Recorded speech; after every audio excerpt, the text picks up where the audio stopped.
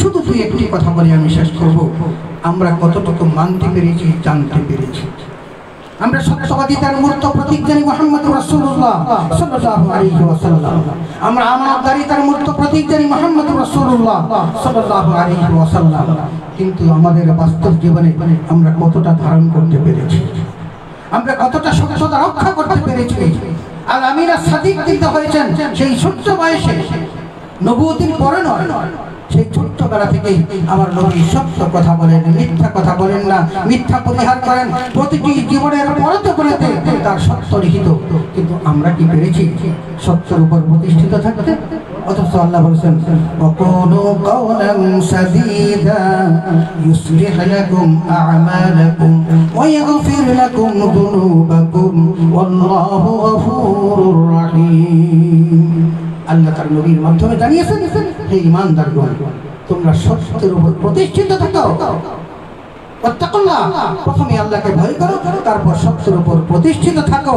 আর সেটা যদি তোমরা করতে পারো তাহলে আল্লাহ তোমাদের সমস্ত কর্মগুলোকে পরিশুদ্ধ করে দিবেন। সুবহানাল্লাহ।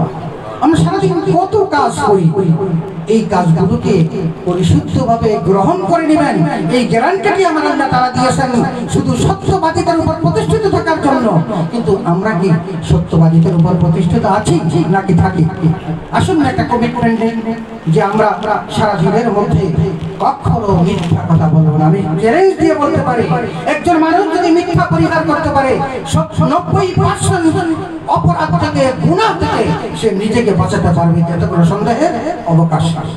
আমানতদারিতা আমরা সকলেই হয়তো মনে করি কারো কাছে কিছু পয়সা রাখা হলে সেটাকে গচ্ছিত রাখার নয় আমানত। কথারও আমানত হতে পারে। একজন বলল যে ভাই আমার এই কথাটি যদি প্রকাশ করেন আমার বড় ক্ষতি হয়ে যেতে পারে, এটাও কিন্তু একটা আমানত। পয়সারও আমানত, অফিসের আমানত, অফিসের কর্তা ব্যক্তিকে আমানত দিয়েছেন, এই অফিসের যা কিছু আছে সব রক্ষণাবেক্ষণের দায়িত্ব তোমাকে দিলাম। এখান থেকে যদি কোনো রকমের কোনো ত্রুটি বিচ্ছিন্ন হয় তাহলে তুমি কিন্তু দায়ী, কারণ কুল্লুকুম রাইন ওয়া কুল্লুকুম মাসউলুন আন রাইয়াতিহি। তুমি দায়িত্বশীল, আর তোমাকে কাল কিয়ামতের মাঠে দায়িত্ব সম্পর্কে জিজ্ঞেস করা হবে। সুতরাং আমরা কি আছি সেই অবস্থার উপরে? আসুন না, আমরা সকলেই রাসূলকে খুব ভালোবাসি, আমাদের ভালোবাসার মধ্যে কোনো কমতি নেই।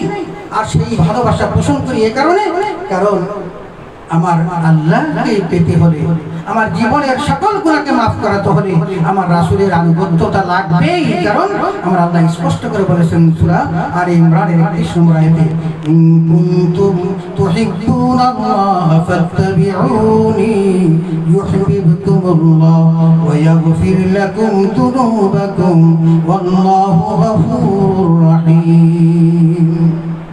আল্লাহ স্পষ্ট বলছেন যে তোমরা যদি আল্লাহর ভালোবাসা পেতে চাও, আমি মুহাম্মদুর রাসূলুল্লাহ সাল্লাল্লাহু আলাইহি ওয়াসাল্লামের আনুগত্য করো, তো দুটো পুরস্কার পাবে। একটা হলো ইউহিব্বুকুমুল্লাহ, মহান রব আল্লাহ রাব্বুল আলামিন তোমাকে ভালোবাসবেন। দ্বিতীয় পুরস্কার ওয়ায়াগফির লাকুম যুনুবাকুম, আল্লাহ তোমার সমস্ত গুনাহ মাফ করে দিবেন। একজন মানুষের জন্য আল্লাহর ভালোবাসা আর জীবনের সমস্ত গুনাহ মাফ করাচ্ছে আর কোন মূল্যবান সম্পদ কি আর আছে? যে কথাটি আমার পূর্ববর্তী বক্তা বলেছিলেন, আমাকে যদি বলা হয় যে তোমার জীবনের সমস্ত গুনাহগুলো মাফ করে দিয়েছি, এর চেয়ে বড় প্রাপ্তি কি আমাদের জীবনে আর হতে পারে? প্রশ্নই ওঠে না। তো ভালোবাসছি কতটুকু? ভালোবাসছি যতটুকু আমার পছন্দ ততটুকু, যেটার সাথে আমার স্বার্থ জড়িত ততটুকু। আমার স্বার্থের বাহিরে কিন্তু আমি আমার রাসূলকে ভালোবাসি না, কারণ যেখানে আমার স্বার্থের দ্বন্দ্ব সেখান থেকে আমি রাসূল থেকে অনেক অনেক গুণ দূরে, যোজন যোজন দূরে।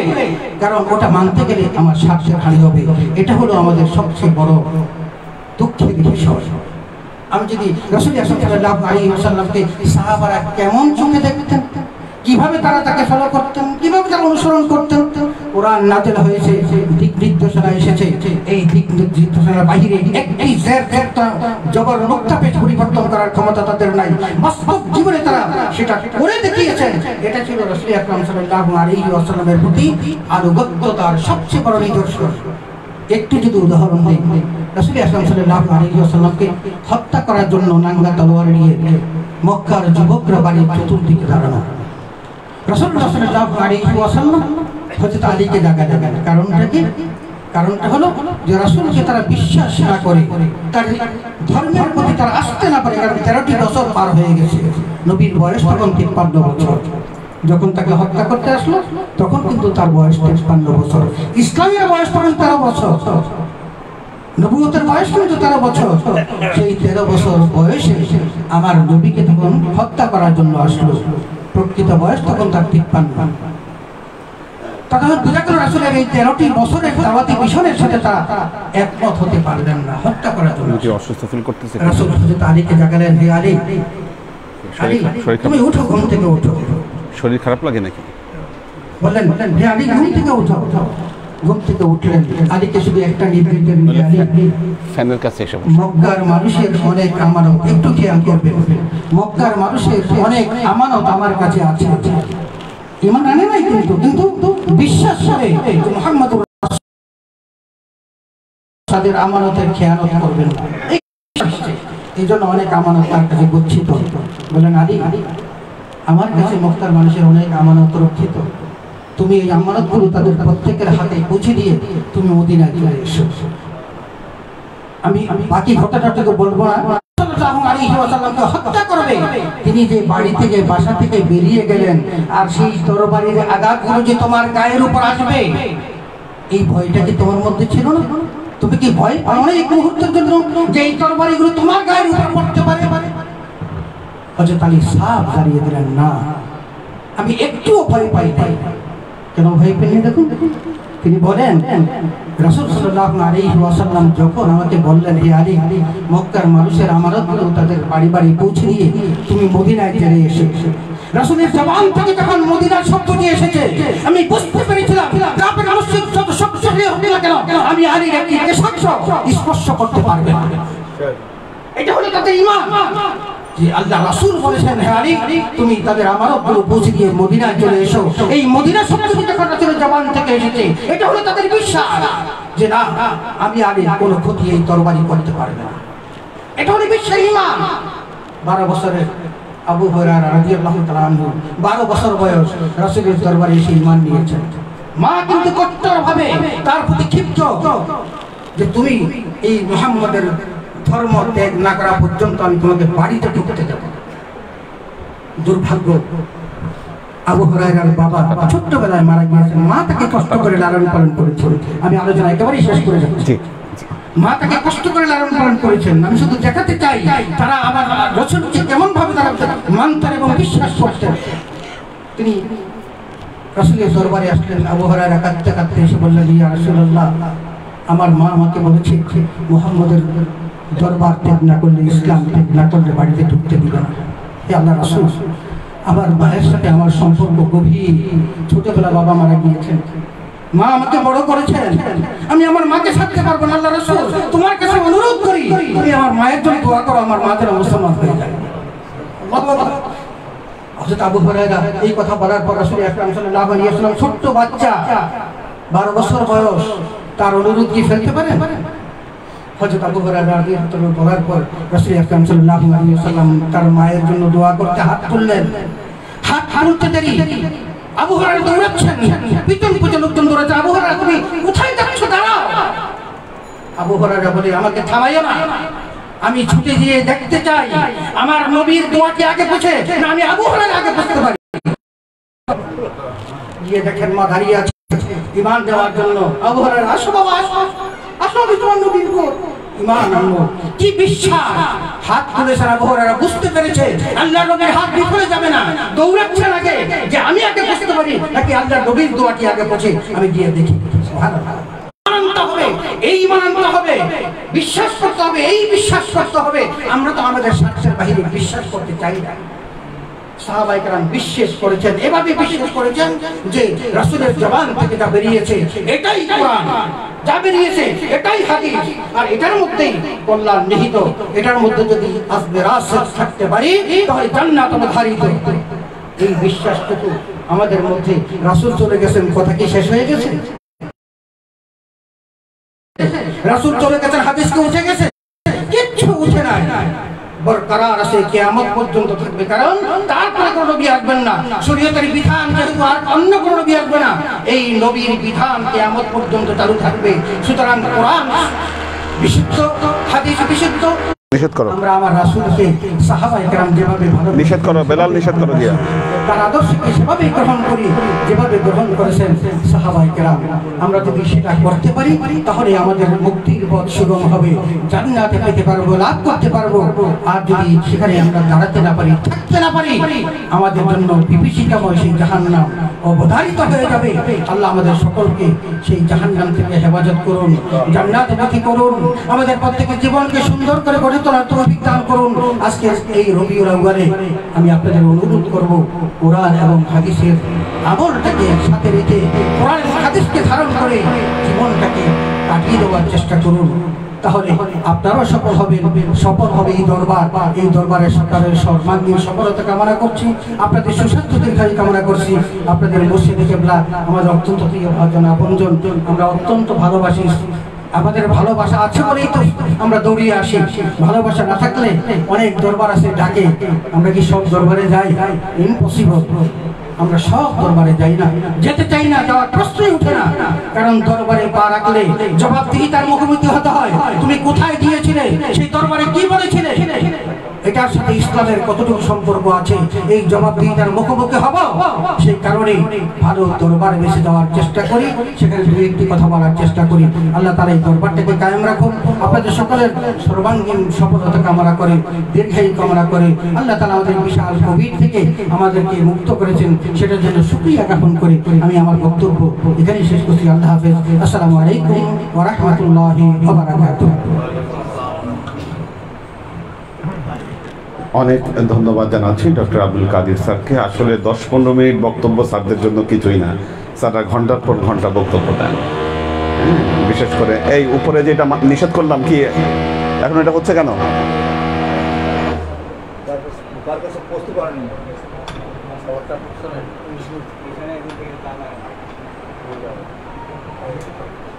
হ্যাঁ,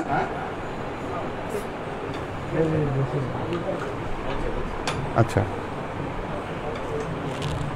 তো সেই জন্য সংক্ষেপ করতে হলো, দুঃখিত, ক্ষমা চেয়ে নিচ্ছি। তো এখন আমাদের সামনে বক্তব্য রাখবেন আমার শ্রদ্ধেয় শিক্ষক, আমাদের বিভাগের শিক্ষক ডক্টর আবু মুসা মোহাম্মদ আরিফুল্লাহ স্যার। লন্ডনের সোয়াস ইউনিভার্সিটি থেকে উনি পিএইচডি করে এসেছেন। আর আপনাদের যে খানকা দরবার, এই দরবারে তো কোনো অনুষ্ঠানে মিস যায় না। আপনারা সব আলোচনা বা আমাদের নবী করিম সাল্লাল্লাহু আলাইহি ওয়াসাল্লাম নিজে যখন বক্তব্য রাখতেন, সেই বক্তব্য আর আমাদের দেশে বা আরবের বাইরের দেশে যে আমাদের ওয়াইজিন কেরাম, পীর সাহেবরা, আলোচকরা যে আলোচনা রাখেন, সেটার মধ্যে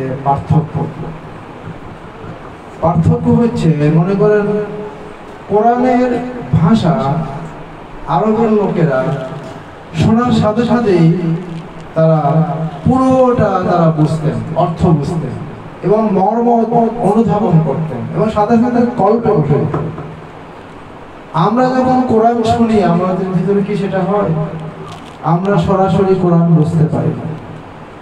আমাদের ভিতরে কোরআন পড়ার পরে ওই কোরআনের যে ভাষান্তর হয় বাংলায়, ইংরেজিতে বা ফার্সিতে, ওই অনুবাদটা আমরা শুনি। এই অনুবাদ শোনা আর সরাসরি কোরআনের ভাষা শুনে এবং সেটার সাথে সাথে বোঝার মধ্যে আকাশ পাতাল তফাৎ। যার জন্যে আমাদের এই উপমহাদেশে ইসলাম কিভাবে প্রচার হয়েছিল, ধরেন এই বাংলাদেশে সেই ব্রিটিশ পিরিয়ডে 80,000 মক্তব ছিল, মাদ্রাসা ছিল। এই মাদ্রাসাগুলো কেমনে গড়ে উঠেছিল, কেন গড়ে উঠেছিল? ধরেন বখতিয়ার খলজি রংপুর এলাকায় এসে দখল করলো, নদিয়া থেকে লক্ষণ সেন পালিয়ে গেল। নদিয়ার অধিকাংশ অধিবাসীরাই বখতিয়ার খলজি আসার পরে তারা ইসলাম ধর্ম গ্রহণ করলেন। একটা মানুষ যখন ইসলাম গ্রহণ করে সাথে সাথে তার উপর কি আবশ্যক হয়, ফরজ হয়? ইলম শেখা, আরবি ভাষা শেখা। কারণ মনে করেন একজন মানুষ যদি সকাল 10টায় ইসলাম গ্রহণ করে, একজন হিন্দু, কারণ সে তো ইসলাম গ্রহণ করেছে, 1 ঘন্টা পরেই যদি নামাজের ওয়াক্ত হয় তাহলে তাকে ওই নামাজের জন্য তাকে দাঁড়াতে হবে। তাহলে নাম আলহামদুলিল্লাহ সূরা পড়তেই হবে, সাথে আরো কিছু সূরা পড়তে হবে, নামাজের নিয়ত শিখতে হবে। এই যে মুসলমান হওয়ার সাথে সাথে যে তার আরবি শিক্ষা বাধ্যতামূলক হয়ে গেল, এই জন্য এখানে কি হয়েছে, বখতিয়ার খালজি আসারও আগে 400 বছর আগে বাবা আদম শহীদ এসেছেন 8ম শতাব্দীতে। তারপরে আরো অনেকেই এসেছেন, শত শত আলেম ওলামা পীর দরবেশ এসেছেন এই 800 থেকে 1200 400 বছরে।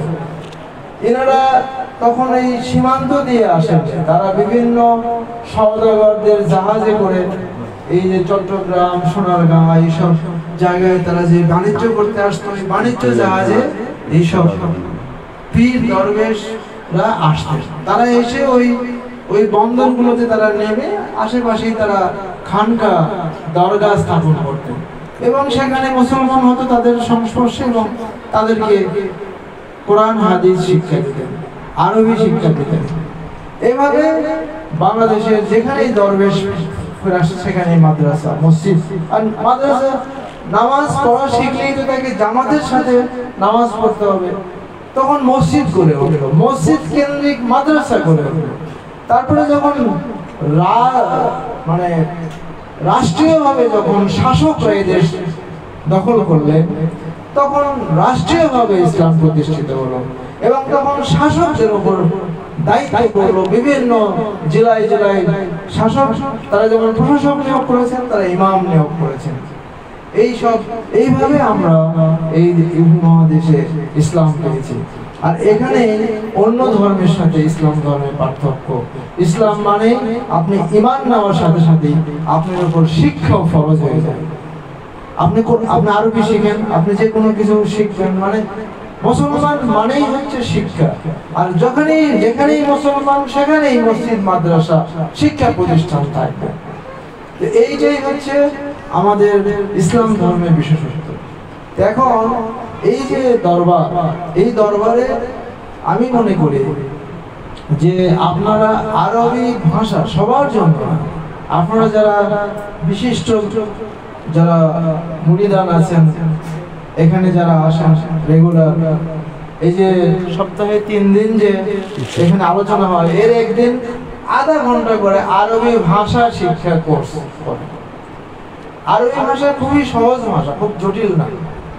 আপনারা যদি 6 মাস চেষ্টা করেন তাহলে আপনারা অনেক আরবি শব্দ বুঝতে পারবেন। তারপরে আপনি যখন কোরআন শরীফ পড়বেন, কোরআন শরীফের যদি 10টা রুকু আপনি যদি অর্থ সহ পড়া শেখেন, বাকি রুকুগুলোতে দেখবেন ওই ধরনের শব্দই 40 ভাগ, 20 ভাগ, 30 ভাগ পাবেন, যেগুলো আপনি পুরো কোরআনেই বুঝবেন। তারপরে যদি আরো 10 রুকু, 20 রুকু, এক পারা যখন আপনি অর্থ সহ পড়বেন, তখন পুরো কোরআন শরীফের 80%, শতকরা 80 ভাগ শব্দ আপনি পড়বেন, বুঝতে পারবেন। কাজে আপনারা আরবি ভাষা শেখেন এবং এই আলোচনা তো আছে, নিজের মধ্যে নূর আরো বেশি আলোকিত হবে। আপনি দেখেন এই যে সাধারণ শিক্ষা আর আধ্যাত্মিক শিক্ষা, পীরদের কেন দরকার? অনেকে বলে পীরের দরকার নেই, অনেকে বলে মাযহাব দরকার নেই। মাযহাব কার জন্য? সাধারণ মানুষের জন্য, যারা কোরআনের আয়াত এবং রাসূলের হাদিস থেকে সরাসরি মাসলা মাসাইল ইস্তেমবাদ করতে পারে না, মাসলা মাসাইল বুঝতে পারে না। রাসূল কিভাবে ওযু করেছেন, কিভাবে একজন মাইয়াতকে কবর দিয়েছেন, কিভাবে রোজা রেখেছেন, ইফতার করেছেন, সেহরি খেয়েছেন, সেগুলো তো বুখারী শরীফ, মুসলিম শরীফ, সেহতায় আছে। কিন্তু সেখানে তো অনেক রকমের ভেদ আছে, কোন সময় 3, 4, 5 রকমের বর্ণনা আছে। এর ভিতরে কোনটা সত্য, কোন বর্ণনাটা আগের, কোনটা পরের, কোনটা নাসে, কোনটা মানসুখ, এটা আপনারা বুঝবেন না, বুঝবেন?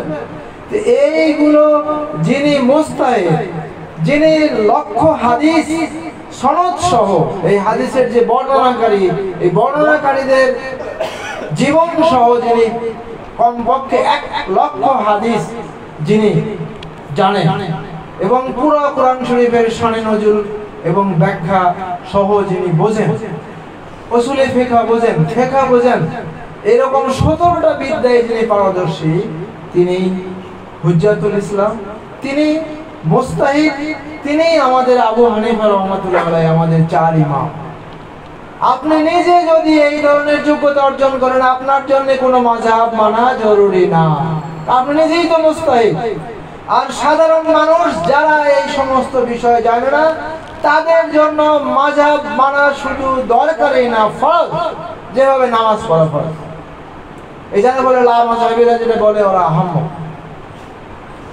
এই আহম্মক আপনি দেখেন, এই গতকালকে সৌদি আরবের এক ইমাম তিনি বলছেন শবে বরাত যারা পালন করে এটা বলে শয়তানি উৎসব, এটা বেদাত এবং এটা শয়তানি উৎসব। তা আমি ওই ফেসবুকে পোস্টে লিখেছি যে এই আলেমে জাহেল সৌদি রাজতন্ত্র যে একটা শয়তানি তন্ত্র, এই ফতোয়া দিচ্ছেন না কেন?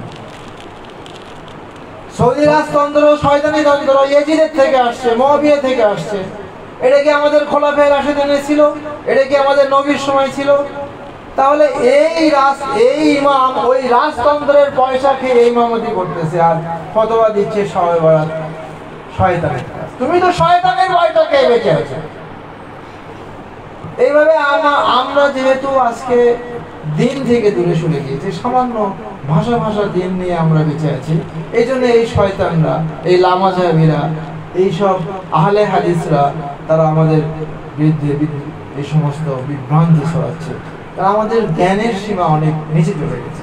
এই জন্য জ্ঞান ফিরিয়ে আনতে হবে, জ্ঞান ভিত্তিক খানকা তৈরি করতে হবে। শুধু আমল ভিত্তিক খানকা দিয়ে পরিত্রাণ পাওয়া যাবে না। জ্ঞান এমন ভাবে জ্ঞান চর্চা করতে হবে, পীর সাহেবের পরে যেন পীর সাহেবের মুরিদরা আবার পীরের জায়গা দখল করতে পারে। পীর সাহেবের ছেলেই শুধু পীরের জায়গা দখল করবে, এটা হারাম। অযোগ্য পীরের ছেলে যদি পীর হয়, সে কখনোই ইসলাম প্রচার করতে পারে না। মাশাআল্লাহ, আমাদের পীরের ছেলে হাজি, তিনি অত্যন্ত যোগ্য, তিনি কতগুলো বিষয়ে ডিগ্রি নিয়েছেন, এটা ওয়েলকাম করি আমরা, এই জন্য এখানে আসি। যদি অযোগ্য পীরের সন্তান যদি পীরের জায়গায় বসে, তাহলে ওই চেয়ার হারাম হয়ে যাবে, ওই খানকায় কোনো বরকত থাকবে না। আজকে বাংলাদেশে, সারা ভারতে পীরদের কথা মানুষ শোনে না কেন? কারণ এই পীর একটা তন্ত্র হয়ে গেছে, অর্থ উপার্জনের, পারিবারিক অর্থ উপার্জনের একটা দরবারে পরিণত হয়েছে। আপনি জানেন সারসিনা মারামারি, কে ওখানে গদ্দিনশীল হবে, ফুরফুরাও একই অবস্থা। আপনি এই যে শরীয়তপুর, এনায়েতপুরি, সেখানেও একজন ছেলে, ফাসেক ছেলে, তাকে দিয়ে গেছে, দিছে না, চিন্তাই করে নিছে, শোনা যায় যে সে জোর করে নিছে। এই সব জিনিস থেকে আমাদের এগুলোও বলতে হবে, বলে এই সমস্ত পীরের দরগাকে অরিজিনাল আল্লাহর অলৌকিকত্বের দরবারে পরিণত করতে হবে। খাজা মঈনুদ্দিন চিশতি রহমতুল্লাহ দরবারে পরিণত করো, ইমাম গাজ্জালী রহমতুল্লাহ দরবারে পরিণত, মুজাদ্দিদ আলফে সানের মতো এই ধরনের মুরিদান তৈরি করতে হবে, জ্ঞানের ভান্ডার তৈরি করতে হবে, শিক্ষা শিখতে হবে। এবং সেটা শুধু নামাজ এবং এই শবে বরাত, শবে কদর নয়, ইসলামের পূর্ণাঙ্গ শিক্ষা দিতে হবে। সেই তখনই আমরা এখানে আলো দেখতে পাবো। আমাদের মধ্যে এই নতুন যুবকরা যারা মাদ্রাসায় পড়তেছে, হাই স্কুলে পড়তেছে, কলেজে, বিশ্ববিদ্যালয়ে পড়ছে, তারাও এখান থেকে আলো পাবে। আপনারা জানেন মাওলানা রুহুল আমিন কোনো মাদ্রাসার শিক্ষিত ছিলেন না, তিনি সাধারণ এই যে বিশ্ববিদ্যালয়ের ছাত্র ছিলেন। কিন্তু মাওলানা রুহুল আমিনকে আমাদের এই পুরো বাংলা সবাই জানে যে তিনি একজন অত্যন্ত বড় আধ্যাত্মিক ব্যক্তিত্বে পরিণত হয়েছিলেন। এই জন্যে আমি আমার এই কথাগুলো বলি শেষ করছি, আপনারা দোয়া করবেন আমার জন্য। জি, অনেক ধন্যবাদ জানাচ্ছি ডক্টর আবু মুসা মোহাম্মদ আরিফুল্লাহ স্যারকে। একদম বাস্তবধর্মী বেশ কিছু কথা বলেছেন, এবং আমরাও কিন্তু আমাদের এই দরবারে আমাদের যারা সালেক, প্রত্যেকের কোরআন শিক্ষা করা প্রত্যেকের জন্য কিন্তু একদম ফজরের পর এবং রাতে শোয়ার আগে তাদের জন্য কোরআন তেলাওয়াত এটা বাধ্যতামূলক, ম্যান্ডেটমূলক, এবং ওনাদেরকে এই প্র্যাকটিস দেওয়ারই চেষ্টা করছি ভবিষ্যতে, এ কথা বলেই যে আপনাদেরকে ভবিষ্যতে ট্রেনিং দিতে হবে মানুষদেরকে, এবং এই ট্রেনিং দেওয়ার জন্য যা কিছু করার ওই ভিত্তিতেই ক্লাসগুলো নেওয়া হচ্ছে ওনাদেরকে, এবং মোটামুটি এটার উপরে আরও কাজ চলছে। কারণ অনেক দরবার আছে, শত বছরের দরবার, আমি দেখেছি গিয়ে তাদের স্থাপনা বলেন, যা কিছু বলেন, অবাক হয়েছে গিয়ে যে এই শত বছরে ওনারা কী করেছে, কাজটি কী। আমাদের এখানে দরবার প্রতিষ্ঠিত হয়েছে 1973-তে এখানে, তার আগে ছিল অন্যান্য জায়গায় ছিল দরবার, আমাদের এখানে 73 থেকে আজকে 2021। আমি যখন দায়িত্ব নিয়েছিলাম আমি বলেছিলাম এখানে এই স্থাপনা দাঁড় করাবো, আল্লাহর রহমতে আজকে আপনারা এটা দেখতে পাচ্ছেন। ভবিষ্যতের যে টার্গেটগুলো বলেছি আপনাদেরকে, ইনশাআল্লাহ সময় মতো সব টার্গেট আপনারা দেখতে পাবেন। আমরা একটা পরিকল্পনা নিয়ে আল্লাহর রহমতে এগোচ্ছি, আশা করি ইনশাআল্লাহ এই পরিকল্পনা আমাদের সফল হবে। অনেকে বাইরে দাঁড়িয়ে আছেন, তো ওনাদের জন্য আমার কষ্ট হচ্ছে, কারণ ওখানে ফ্যান নাই, গরমে কষ্ট পাচ্ছেন। ভেতরে কি ঢুকায় দেওয়া সম্ভব? আমাদের ইব্রাহিম ভাইকে দেখলাম বাইরে দাঁড়ায় আছে, আমাদের হাবিব বাইরে দাঁড়িয়ে আছেন, হ্যাঁ, তো ওনাদেরকে কি ভেতরে একটু ঢুকায় দেওয়া সম্ভব কিনা, কারণ ওখানে গরমে কষ্ট পাচ্ছেন ওনারা, যদি সম্ভব হয়। আরও অনেকেই আছে মনে হয় বাইরে, অনেকে। আচ্ছা, দেখ ওনারা নাকি ওখানে ভালো আছেন। তো আমরা যখন এই দরবারের কনস্ট্রাকশন করেছিলাম আমরা মনে করেছিলাম যে এটাই অনেক বড়, কিন্তু এখন এখানেও আমাদের জায়গা হচ্ছে না, তার মানে আমাদের আরও এক্সটেন্ডেড করতে হবে আর কি। এখন ভবিষ্যতে আমাদের এটা খেয়াল রাখতে হবে। এখন বক্তব্য রাখবেন আমাদের শ্রদ্ধেয় শিক্ষক, অত্যন্ত সুপরিচিত মুখ, যিনি ইসলামের ইতিহাস ও সাংস্কৃতিক বিভাগের সাবেক চেয়ারম্যান ছিলেন, অধ্যাপক doctor Ataur Rahman Miyaji sir. Sir আপনার কাছে নিয়ে যাচ্ছি, বসেন স্যার। ও স্যার এটাও একটু রাখতে হবে স্যার, একটু তাহলে স্যারের এটাও যে মেয়েদের জন্য আর কি। ওখানে 20 মিনিট স্যার। জি স্যার।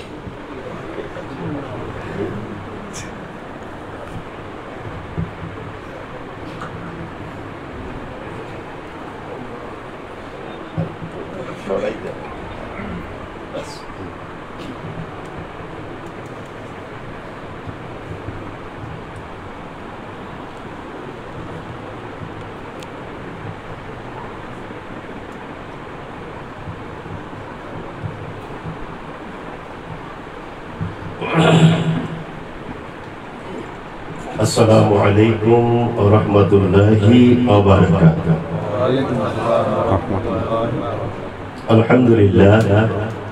আলহামদুলিল্লাহিল্লাযী কাফা ওয়া সালামুন আলা ইবাদিহিল্লাযীনা ইসতাফা। আম্মা বা'দ, ফাকাদ ক্বালা আল্লাহু তাআলা ফী কালামিহিল মাজিদ وفرقانه الحميد. أعوذ بالله من الشيطان الرجيم. بسم الله الرحمن الرحيم. اقرأ باسم ربك الذي خلق خلق الإنسان من علق. اقرأ وربك الأكرم الذي علم بالقلم علم الإنسان ما لم يعلم.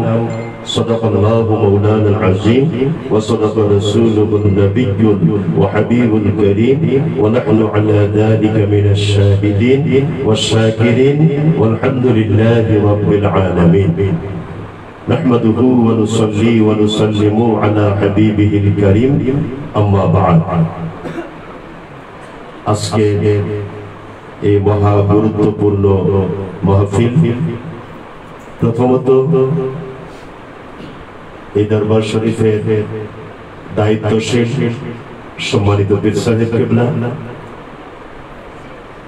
যিনি আমার এবং আমাদের খুব কাছের সম্মানিত ব্যক্তি, তিনি ফ্ল্যাট শুভ উদ্বোধন করবেন এবং পবিত্র ঈদে মিলাদুন নবী সাল্লাল্লাহু আলাইহি ওয়াসাল্লাম উপলক্ষে আয়োজিত আজকের এই মোবারক মাহফিল।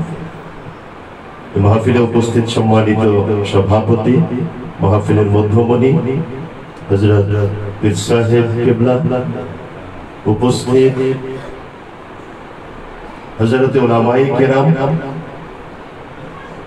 বিশেষ করে ঢাকা বিশ্ববিদ্যালয়ের আমার দুই সম্মানিত সহকর্মী প্রফেসর ডক্টর আব্দুল কাদের, প্রফেসর আবু মুসা আরিফ বিল্লাহ, এই দরবার শরীফের সাথে সম্পর্কযুক্ত বুয়েট সহ বিভিন্ন শিক্ষা প্রতিষ্ঠান এবং সরকারের ঊর্ধ্বতন পর্যায়ের সম্মানিত কর্মকর্তা বৃন্দ এই দরবারের সাথে সম্পৃক্ত আছেন, এটা আমি বহু আগে থেকেই জানি এবং এই দরবারে আমার আশা মোটামুটি শতবার কাছিয়ে গেছে, 2-4 বার। অতএব সেই সম্মানিত আমার প্রিয় ভাইয়েরা, উপস্থিত অন্যান্য সুধী মণ্ডলী, ছোট ভাইয়েরা, ছোট্ট ছোট্ট সোনামণিরা এবং পর্দার আড়ালে ভিন্ন আয়োজনে উপস্থিত আছেন আমার সম্মানিতা মায়েরা বোনেরা, সকলকে আমি আতাউর রহমান মিয়াজির পক্ষ থেকে আবারও সালাম, আসসালামু আলাইকুম ওয়া রাহমাতুল্লাহি ওয়া বারাকাতুহু। মহান আল্লাহ রাব্বুল আলামিনের দরবারে অনেক অনেক শুকর এবং সুজুদ আদায় করছি, যিনি আজকের এই মোবারক মাহফিলে উপস্থিত হওয়ার তৌফিক আমাকে এবং আপনাদের সকলকে দিয়েছেন। আল্লাহ তৌফিক না দিলে উপস্থিত হতে পারতেন? তাহলে সর্বপ্রথম ধন্যবাদ জানানো দরকার তো আল্লাহকে, যেটাকে আমরা বলি কৃতজ্ঞতা, শুকর, প্রশংসা। তাহলে আসুন উঁচু আওয়াজে সম্মিলিতভাবে আন্তরিকতার সাথে সকলে একবার পড়ে নেই আলহামদুলিল্লাহ। তারপর তার প্রিয় নবী রহমাতুল লিল আলামিন মুহাম্মদুর রাসূলুল্লাহ সাল্লাল্লাহু আলাইহি ওয়াসাল্লামের প্রতি অসংখ্য অগণিত সালাত ও সালাম পেশ করছি, দরুদ ও সালাম পেশ করছি,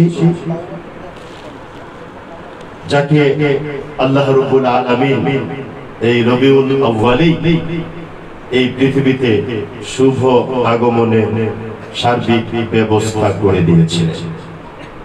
তিনি এসেছেন, তিনি রিসালাতের সুমহান দায়িত্ব খেদমত আঞ্জাম দিয়েছেন।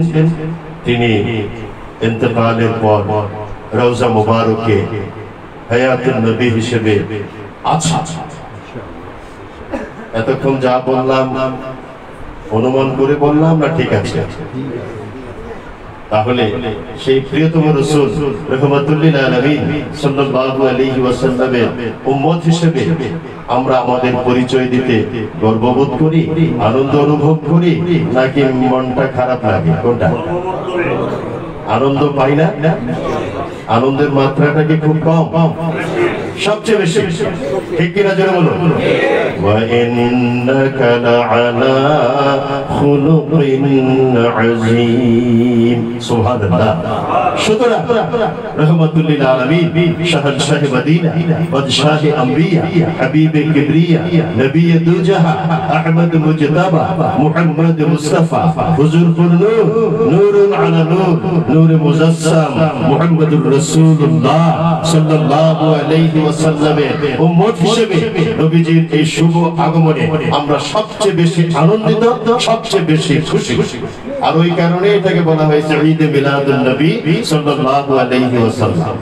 এবার যারা প্রশ্ন করে ঠেকানোর মজা পায়, এরা প্রশ্ন করবে আপনাকে, 2 ঈদে তো নামাজ পড়েন, এই ঈদে কোন নামাজ পড়েন? এই প্রশ্ন করবে। তারপরে বলবে 2 ঈদে তো রোজা রাখা হারাম, এই ঈদে আবার রোজাও রাখে, এটা কেমন ঈদ হইল? এই প্রশ্ন কিন্তু করে। আমার সময় নাই, এই জন্য এই প্রশ্নগুলোর জবাব আমি বিস্তারিত আজকে দিতে পারবো না, অন্য একদিন ইনশাআল্লাহ দেব। এর আগেও আমি আপনাদের এখানে বিভিন্ন প্রসঙ্গে আলোচনা করেছি। সব ঈদকে শরিয়ার ওই ফ্রেমে আবদ্ধ করে দেখার কোনো মানে নেই, কথা ঠিক কিনা? শরিয়ার ওই ফ্রেমে আবদ্ধ বছরে দুটো ঈদ, ওটা শরিয়ার কাঠামো স্ট্রাকচার। একটা হলো ঈদুল ফিতর আর একটা হলো ঈদুল আযহা। আর ওই স্ট্রাকচার হওয়ার কারণে, কোডিফাইড হওয়ার কারণে, বিধিবদ্ধ আইন কোরআন ও সুন্নাহ দ্বারা ওটা প্রমাণিত হওয়ার কারণে আমরা সেখানে সালাত আদায় করি। কথা ঠিক কিনা? আর ঈদে মিলাদুন নবী যে অর্থে ঈদ, সেখানে আমরা নামাজ পড়ি না। কেন পড়ি না? এটা তো শরিয়ার ওই কাঠামোর ভিতরের দুই ঈদ না। এটা হলো রহমতুল লিল আলামিনের শুভ আগমনের কারণে সবচেয়ে আনন্দিত তার উম্মতেরা ওই আনন্দ প্রকাশের একটা বৈধ প্রক্রিয়া। কথা ঠিক কি না? যাদের ভিতরে হুব্বে রাসূল আছে, রাসূল প্রেম আছে, যারা নবীজিকে জীবনের চেয়ে বেশি ভালোবাসেন, তাদের জন্য এই ঈদ। আর ওই সমস্ত পিছামারা ঝাড়ু পেটা যেগুলো বেয়াদব, যারা রাসূল প্রেম বোঝে না, বিরোধিতা করে, ওদের ব্যাপারে আমাদের কোনো কথা নাই। কথা ক্লিয়ার? আল্লাহ তাআলা কোরআন কারীমে বলেন, আন-নাবিয়্যু আওলা বিল মুমিনিনা মিন আনফুসিহিম। জোরে বলো সুবহানাল্লাহ।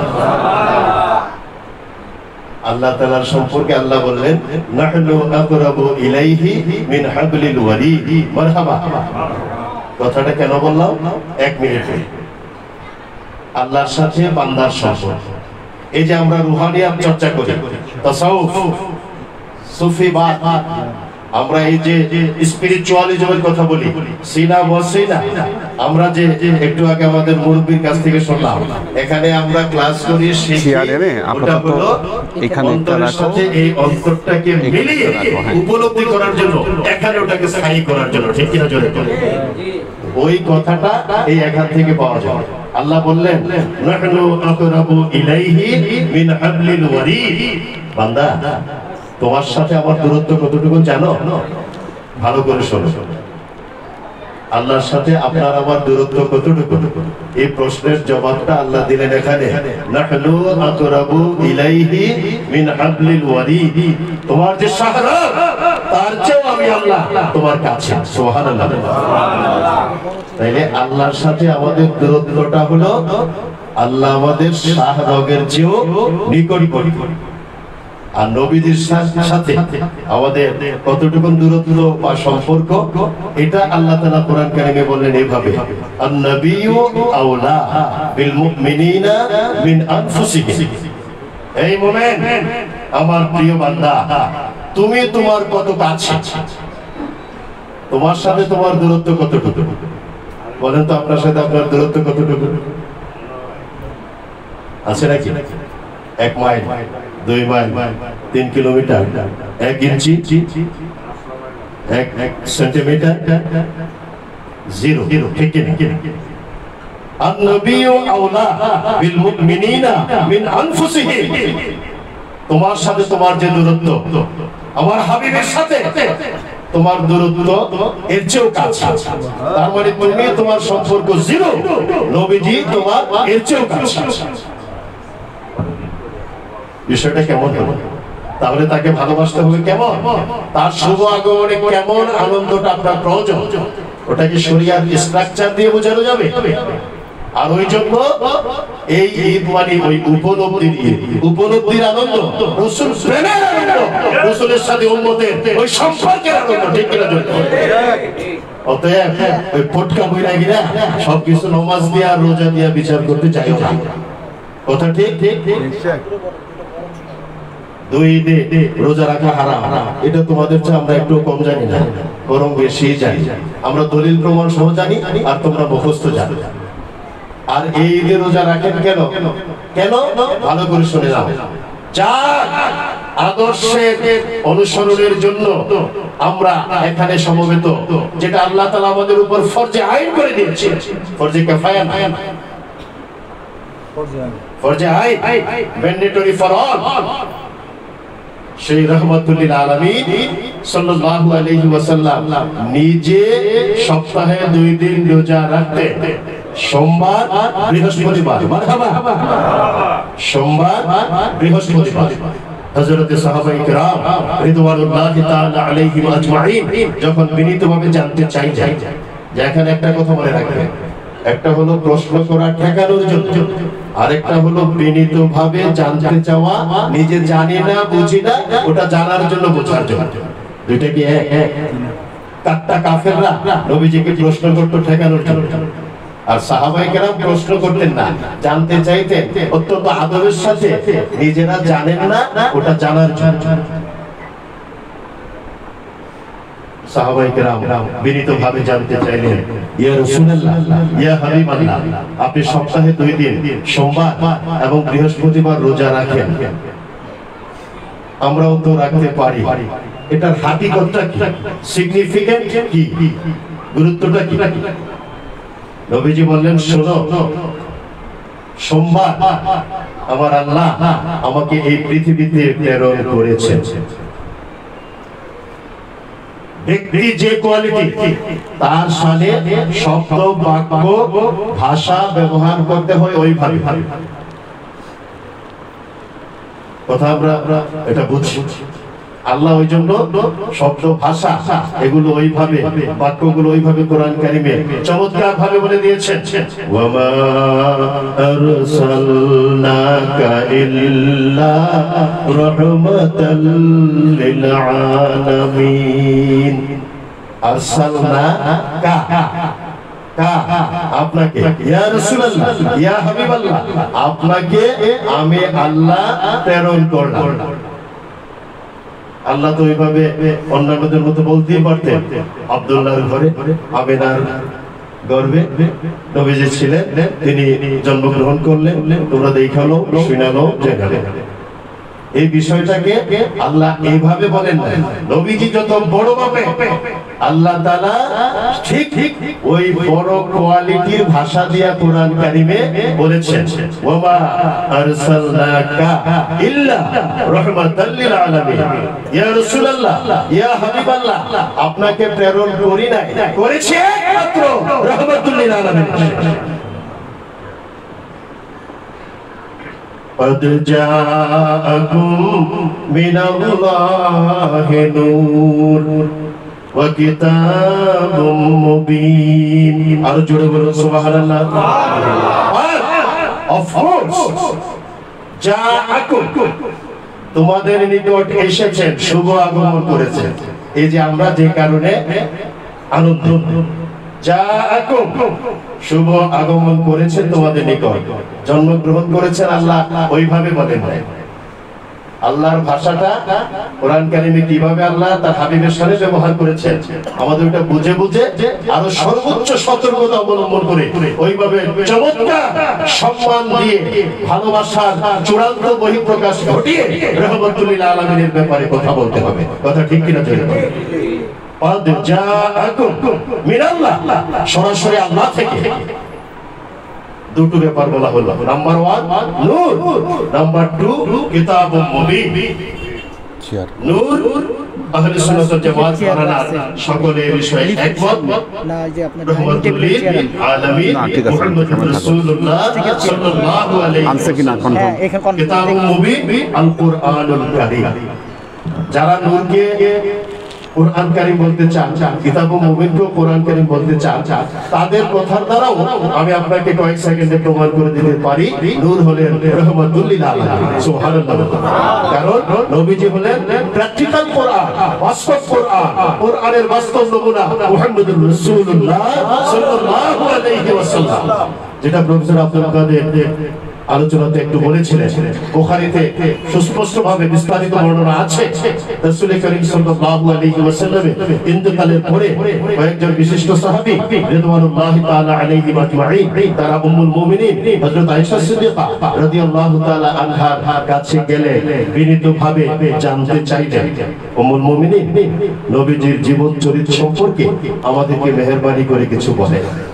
এর উদ্দেশ্য হলো, যখন কেউ ইন্তেকাল করে, আমাদের এই সমাজেও দেখবেন স্মরণ সভা হয়, আমরা করি, দোয়ার মাহফিলের আয়োজন করি, স্মরণ সভা। সেখানে পরিবারের সদস্য যারা, বাবা মা, স্বামী স্ত্রী, ছেলে মেয়ে, ভাই বোন, এরকম যারা, এদেরকে সম্মান দিয়ে ওই মঞ্চে বসিয়ে এদের কাছ থেকে আমরা জানতে চাই আপনার তো বাবা ছিলেন, উনি কেমন মানুষ ছিলেন আমরা দূর থেকে অনেক জানি, কিন্তু আপনার বাবা হিসেবে আপনি তো আমাদের চেয়ে অনেক বেশি জানেন। ওনার সম্মানিত স্ত্রী বেঁচে থাকলে আমরা তার কাছে জানতে চাই। আমরা তো দূর থেকে অনেক জানি স্যার সম্পর্কে, আপনি তো স্যারের সাথে সারাটা জীবন কাটাইলেন, আপনি কতটুকু জানেন? এটা হলো উদ্দেশ্য। সাহাবায়ে কেরাম, উম্মুল মুমিনিন হযরত আয়েশা সিদ্দিকা রাদিয়াল্লাহু তাআলা আনহার কাছে নবীজির জীবন চরিত্র, জীবনের আদর্শ, মূল্যবোধ, আইডিওলজি সবকিছু জানতে চাই। তিনি এক কথায় জবাব দিলেন, কথা অনেক আছে, মূল জবাবটা হলো ওয়াকানা খুলুকুহু আল কুরআন। উনি যেটা বলেছিলেন খুলুকুহু আল কুরআন, তার মানে নবীজির চরিত্র আল কুরআন আল কারীম। জোরে বলুন সুবহানাল্লাহ। তার মানে তিনি জীবন্ত কোরআন, তিনি 30 পারা কোরআনের বাস্তব প্রতিবিম্ব। ঠিক কিনা জোরে করে? অতএব নূর যদি কেউ কোরআন কারীমও বলতে চায়, থিওরিটিক্যাল কোরআন কারীম আর প্র্যাকটিক্যাল কোরআন কারীমের মধ্যে দাবি কোনটা? জোরে করে? প্র্যাকটিক্যাল। হ্যাঁ, প্র্যাকটিক্যাল না, থিওরিটিক্যাল কোরআন বই আকারে লিপিবদ্ধ আছে ম্যানুস্ক্রিপ্ট, আর প্র্যাকটিক্যাল কোরআন ওখান থেকে আমরা এখানে ধারণ করি। ঠিক কিনা? তাহলে দাম কোনটা? প্র্যাকটিক্যাল কোরআন। আর ওই জন্যই আল্লাহ বলে দিয়েছেন লাকাদ কানা লাকুম ফি রাসূলিল্লাহি উসওয়াতুন হাসানাহ। নবীজির জীবন চরিত্র তোমাদের জন্য রয়েছে সর্বোত্তম নমুনা, সর্বোত্তম আদর্শ, বেস্ট মডেল, উসওয়াতুন হাসানাহ। সুবহানাল্লাহ। আর ওই কারণে ওটাকে মানা আল্লাহ তাআলা ফরজে আইন করে দিয়েছে। মা আতাকুমুর রাসূলু ফাখুযুহু ওয়া মা নাহাকুম আনহু ফান্তাহু। আমার রাসূল তোমাদেরকে যা বলেন হাত পেতে নাও, উইদাউট এনি আর্গুমেন্ট। এখানে আর্গুমেন্টের সুযোগ নেই, আপত্তির সুযোগ নেই, কিছু জিজ্ঞেস করার সুযোগ নেই। আমি রব আল্লাহ, আমি বলছি, আমার হাবিব যা বলেন তা তোমরা মেনে নাও। ফরজে আইন। ওমা নাহাকুম আনহু ফান্তাহু, আমার হাবিব যা নিষেধ করবেন তার থেকে দূরে থাকো। ফরজ, ফরজে আইন। তাহলে কি দাঁড়ালো? হাদিস শরীফের দিকে যদি আমরা তাকাই, আন আনাস রাদিয়াল্লাহু তাআলা আনহু قال قال رسول الله صلى الله عليه وسلم لا يؤمن احدكم حتى اكون احب اليه من والده وولده والناس اجمعين متفق عليه। মারহাবা। তার মানে কি দাঁড়ালো? হযরত আনাস রাদিয়াল্লাহু তাআলা আনহু থেকে বর্ণিত, বুখারী মুসলিমে একই বর্ণনাকারী রাবী সাহাবী হযরত আনাস রাদিয়াল্লাহু তাআলা আনহু বর্ণনা করেন নারী কওমা সহ হুবহু শতভাগ এক। এটা হলো মুত্তাফিকুন আলাইহি। এবং সেখানে প্রিয় নবী বললেন, তোমরা ততক্ষণ পর্যন্ত মুমিন হতে পারবে না যতক্ষণ পর্যন্ত তোমার পিতা, একই সাথে তোমার মা, তোমার পুত্র, একই সাথে তোমার কন্যা এবং তামাম পৃথিবী সকল মানুষকে সম্মিলিতভাবে তুমি যত ভালোবাসো, তার যে বেশি ভালোবাসা, মহব্বত, আন্তরিকতা যদি তোমার অন্তরে না থাকে নবীজি সম্পর্কে, তুমি মুমিন না। আর কোন কথার প্রয়োজন হয়? আমরা সেই রাসূলের শুভ আগমনে ওদের মতো বেজান না, আমরা খুশি, আমরা মহা খুশি। আর রাহমাতুল লিল আলামিন সাল্লাল্লাহু আলাইহি ওয়াসাল্লাম এই খুশির দিনে তার শুভ আগমনে রোজা রেখেছেন, এজন্য আমরা রোজা রাখি। আর বৃহস্পতিবারে তিনি রোজা রেখেছেন, যে প্রতি বৃহস্পতিবার সপ্তাহের আমল আল্লাহ তাআলার কাছে বান্দার ওই আমলটা পেশ করা হয়। রাহমাতুল লিল আলামিন বলেন, আমার সাহাবীরা, দুনিয়ার মানুষেরা, পৃথিবীর লোকেরা শোনো, আমার মন চায় আমার আমলনামাটাও রোজারত অবস্থায় আল্লাহ তাআলার কাছে পৌঁছায়। নবীজির আমলনামার কোনো প্রয়োজন নবীজির জন্য নাই, কারো জন্য নাই। এটা হলো উম্মতের শিক্ষা। কথা ঠিক কিনা? নবীজির জীবনের এই পৃথিবীতে শুভ আগমনের মুহূর্ত থেকে ইন্তেকাল পর্যন্ত সকল সময়ে আল্লাহ তাআলা তাকে নিজে এমন ভাবে হেফাজত করেছেন, তার দ্বারা সামান্যতম সগীরা গুনাহ কিংবা কোনো সামান্যতম ভুল করার সুযোগটাই আল্লাহ। আল্লাহ চান আমার হাবিব থাকবেন ফ্রেশ এভা, সুতরাং তাকে দিয়ে কিছু ভুল হোক, এটা আল্লাহ নিজেই চান।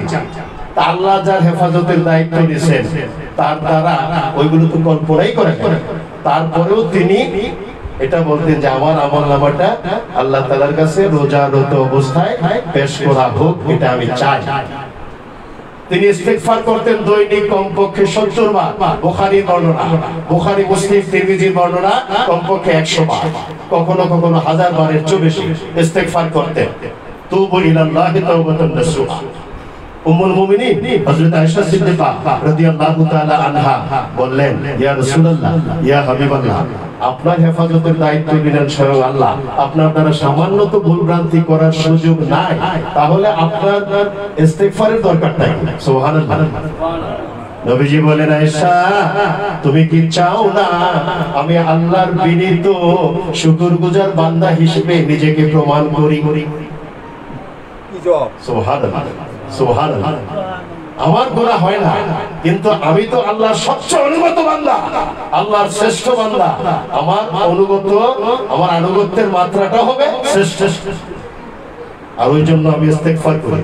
আমার গুনাহ আছে কি নাই ওই জন্য না, আমি ইস্তেগফার করি আবদান শাকুরা, হাদিসের ভাষায় শুকরগুজার বান্দা হিসেবে আল্লাহ তাআলার দফতরে শ্রেষ্ঠ শুকরগুজার বান্দা হিসেবে আমার নামটা থাকুক। সুবহানাল্লাহ। কথা তো মাত্র শুরু করি নাই, সময় অনেক হয়ে গেছে, লম্বা আলোচনা করব না, 2 মিনিট সময় হবে। আমি যে আয়াতে কারিমা তেলাওয়াত করেছিলাম এটা না বললে তো হক আদায় হবে না, এবং ওইটা আমি বুঝে শুনে তেলাওয়াত করেছিলাম। আমি বিস্তারিত বলবো না, 2-3 মিনিট। রাসূল করিম সাল্লাল্লাহু আলাইহি ওয়াসাল্লাম পার্থিব বয়স যখন 37 ক্রস করলো, 37 বছর পার্থিব, এমনিতে তো তার সৃষ্টি সকলের আগে, সেটা ভিন্ন, কিন্তু পার্থিব হিসাব 37 যখন ক্রস করলো তখন থেকে তিনি গারে হেরা, জবালে নূর গারে হেরাতে অবস্থান করলেন। এখানে অনেকেই গাড়ি হেরাতে গিয়েছে, আমি অনেকবার গিয়েছি, ওই নিচে থেকে উকি দিয়ে দেখি নাই। ওখানে গিয়ে যে জায়গাটাতে রাহমাতুল লিল আলামিন সাল্লাল্লাহু আলাইহি ওয়াসাল্লাম তাশরীফ আনতেন, অবস্থান করতেন, এবং ওখানে বসলে বা দাঁড়ালে বাইতুল্লাহ দেখা যায়, বাইতুল্লাহ, এবং তিনি ওখানে অবস্থান করতেন বাইতুল্লাহকে সামনে রেখে। নির্জন স্থানে প্রায় 3 বছর রাহমাতুল লিল আলামিন অবস্থান করলেন বাইতুল্লাহকে কিবলাকে সামনে রেখে। জোরে বলুন সুবহানাল্লাহ। ওখানে আর তো কেউ ছিল না, মাঝে মধ্যে একজন যেতেন, মাঝে মধ্যে খবর নিতেন, নাস্তা খাবার দাবার নিয়ে যেতেন।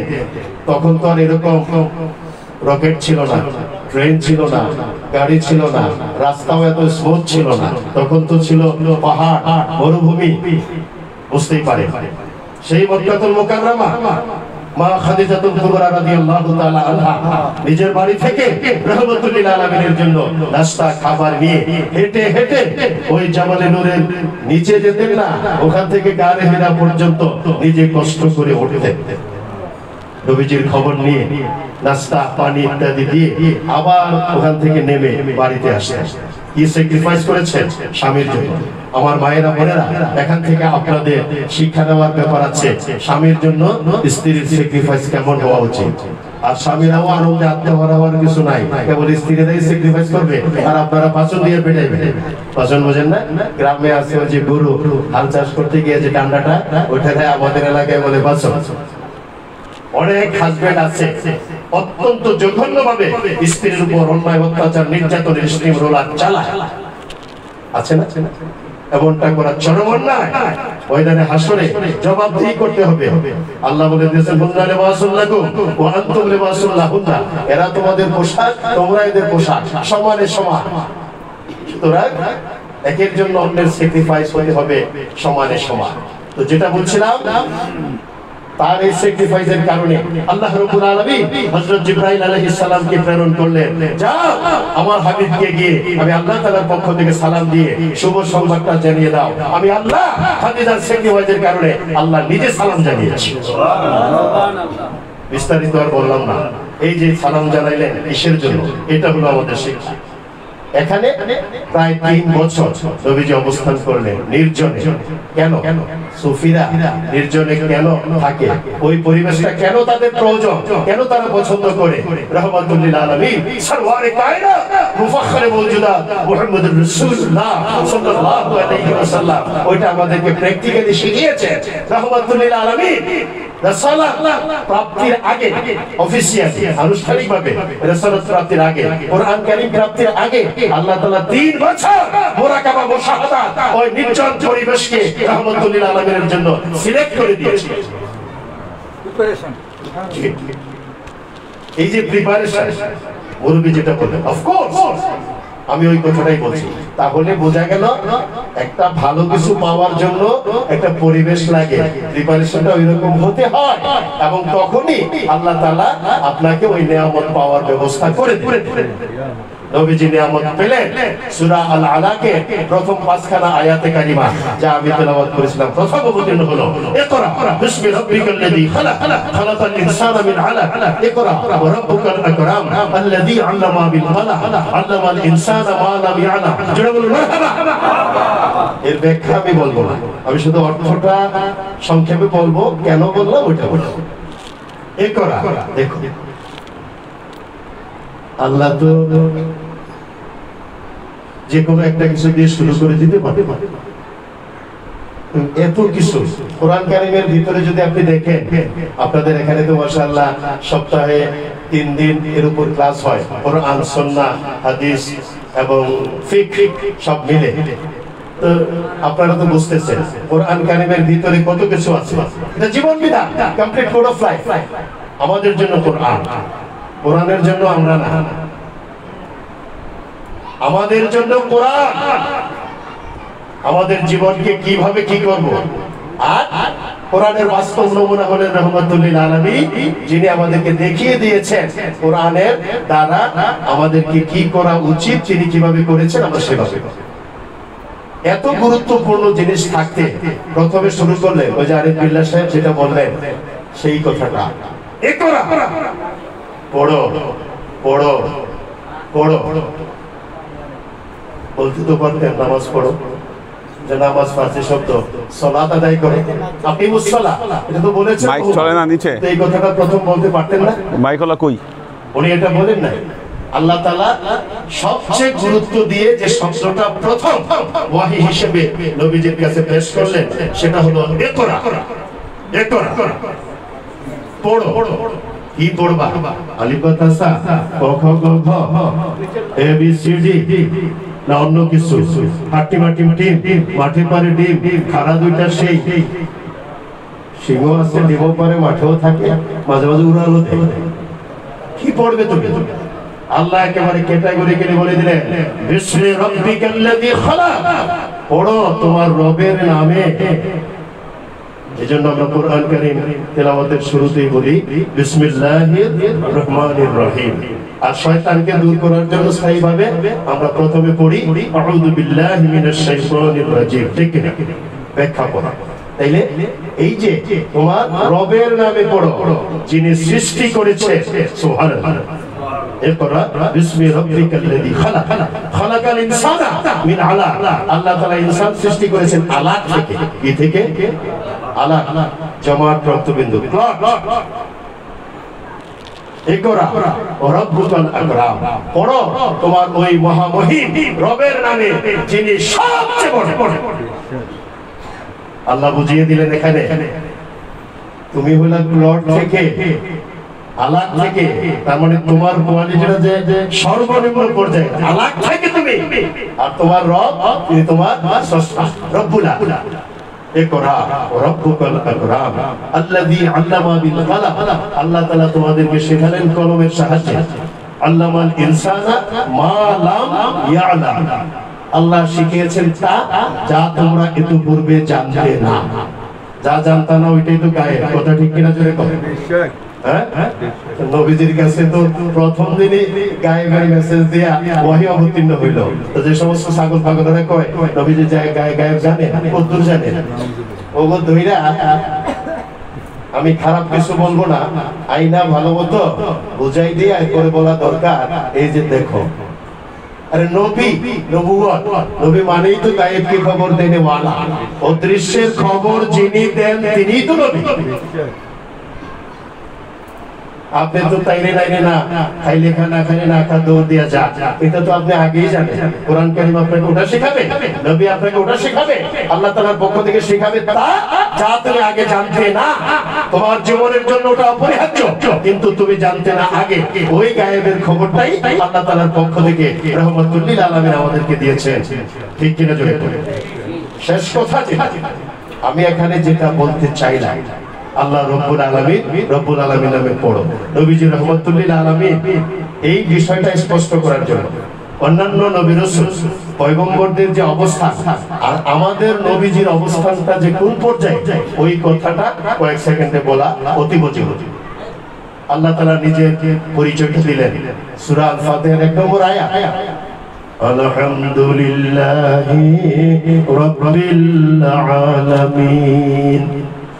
আল্লাহ যে রব্বুল আলামিন, বোঝা গেল না? রব্বুল আলামিন জগৎ সমূহের রব।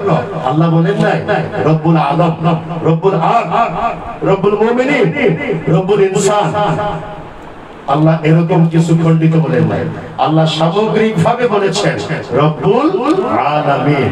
আর নবীজির শানে আল্লাহ বললেন ওয়ামা আরসালনাকা ইল্লা রাহমাতাল লিল আলামিন। অর্থ ব্যাখ্যা পরে রাহমাতাল লিল আলামিন, এটা তো বুঝলাম, তাইলে বোঝা গেল রব্বুল আলামিন রাহমাতাল লিল আলামিন। যতটুকু এরিয়া সীমা পরিসীমা আয়তন বিশিষ্ট মহাবিশ্বের জন্য আল্লাহ রব, ঠিক ততটুকু এরিয়া সীমা পরিসীমা আয়তন বিশিষ্ট মহাবিশ্বের জন্য নবীজি রহমত। সুবহানাল্লাহ। কথা আর বাড়াবো না, শেষ কথা ওইটাই, রুহানিয়াতের সাথে যে আমাদের রিসালাতের বাণী, মর্ম বাণী, জীবন বিধান আল কোরআন, ওটার যে সম্পর্ক, রুহানিয়াত কোরআন কারিমে নাই ইত্যাদি ইত্যাদি, ওই সমস্ত প্রচারণা যারা চালায়, যারা ভণ্ডামি করে, তাদের উদ্দেশ্যে এই কথা। আর অনেক সময় সুন্নিয়তের নামেও ভণ্ডামি হয়, অনেক সময় ধান্দাবাজি অনেক হয় স্বীয় স্বার্থ চরিতার্থ করার জন্য। নিজের মিশনকে ন্যায় অন্যায় নির্বিশেষে বাস্তবায়ন করতেই হবে। ওটা করতে গিয়ে অনেক ধান্দাবাজ, অনেক প্রতারক আমাদের এই সমাজে আছে। ওই বিড়ালিটাকে তারা ওই প্রতারণার হাতিয়ার হিসেবে বেছে নেয়। আর ওই কারণেই আমাদের আহসানুল হাদির মতো ওই রকম সত্যিকারের কোরআন ও সুন্নাহর জ্ঞানে জ্ঞানী ওই পীর দরকার। কথা ঠিক কি? আলোচনা আর বাড়াবো না।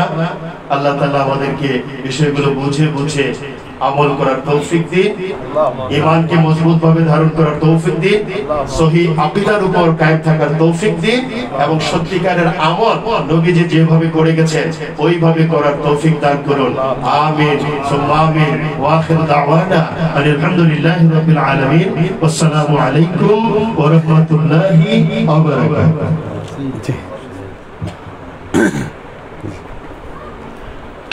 অনেক ধন্যবাদ জানাচ্ছি ডক্টর আতাউর রহমান মিয়াজি স্যারকে। আসলে স্যারকে বলতে দিলে এই বিষয়ের উপর স্যার সারা রাতই বলতে পারবেন, কিন্তু আমাদের অডিয়েন্সে এমন কিছু লোক আছে, যেমন এই যে আমাদের সামনে বসে আছে মজুমদার ভাই, উনি পুরা সজ্জাগত, উনি বিছনায় পড়া ছিলেন। বৃহস্পতিবার না, বড় মসজিদে প্রোগ্রাম হলো কবে? বুধবার। তো ওনাকে আমি বড় মসজিদে যেতে বলি না, আমি বলছি আপনার বাসার কাছে মসজিদে প্রোগ্রাম আছে, আপনি ওখানে আসেন। উনি বৃষ্টির মধ্যে হাঁটতে হাঁটতে বড় মসজিদে গিয়ে উপস্থিত হয়েছে প্রোগ্রামে।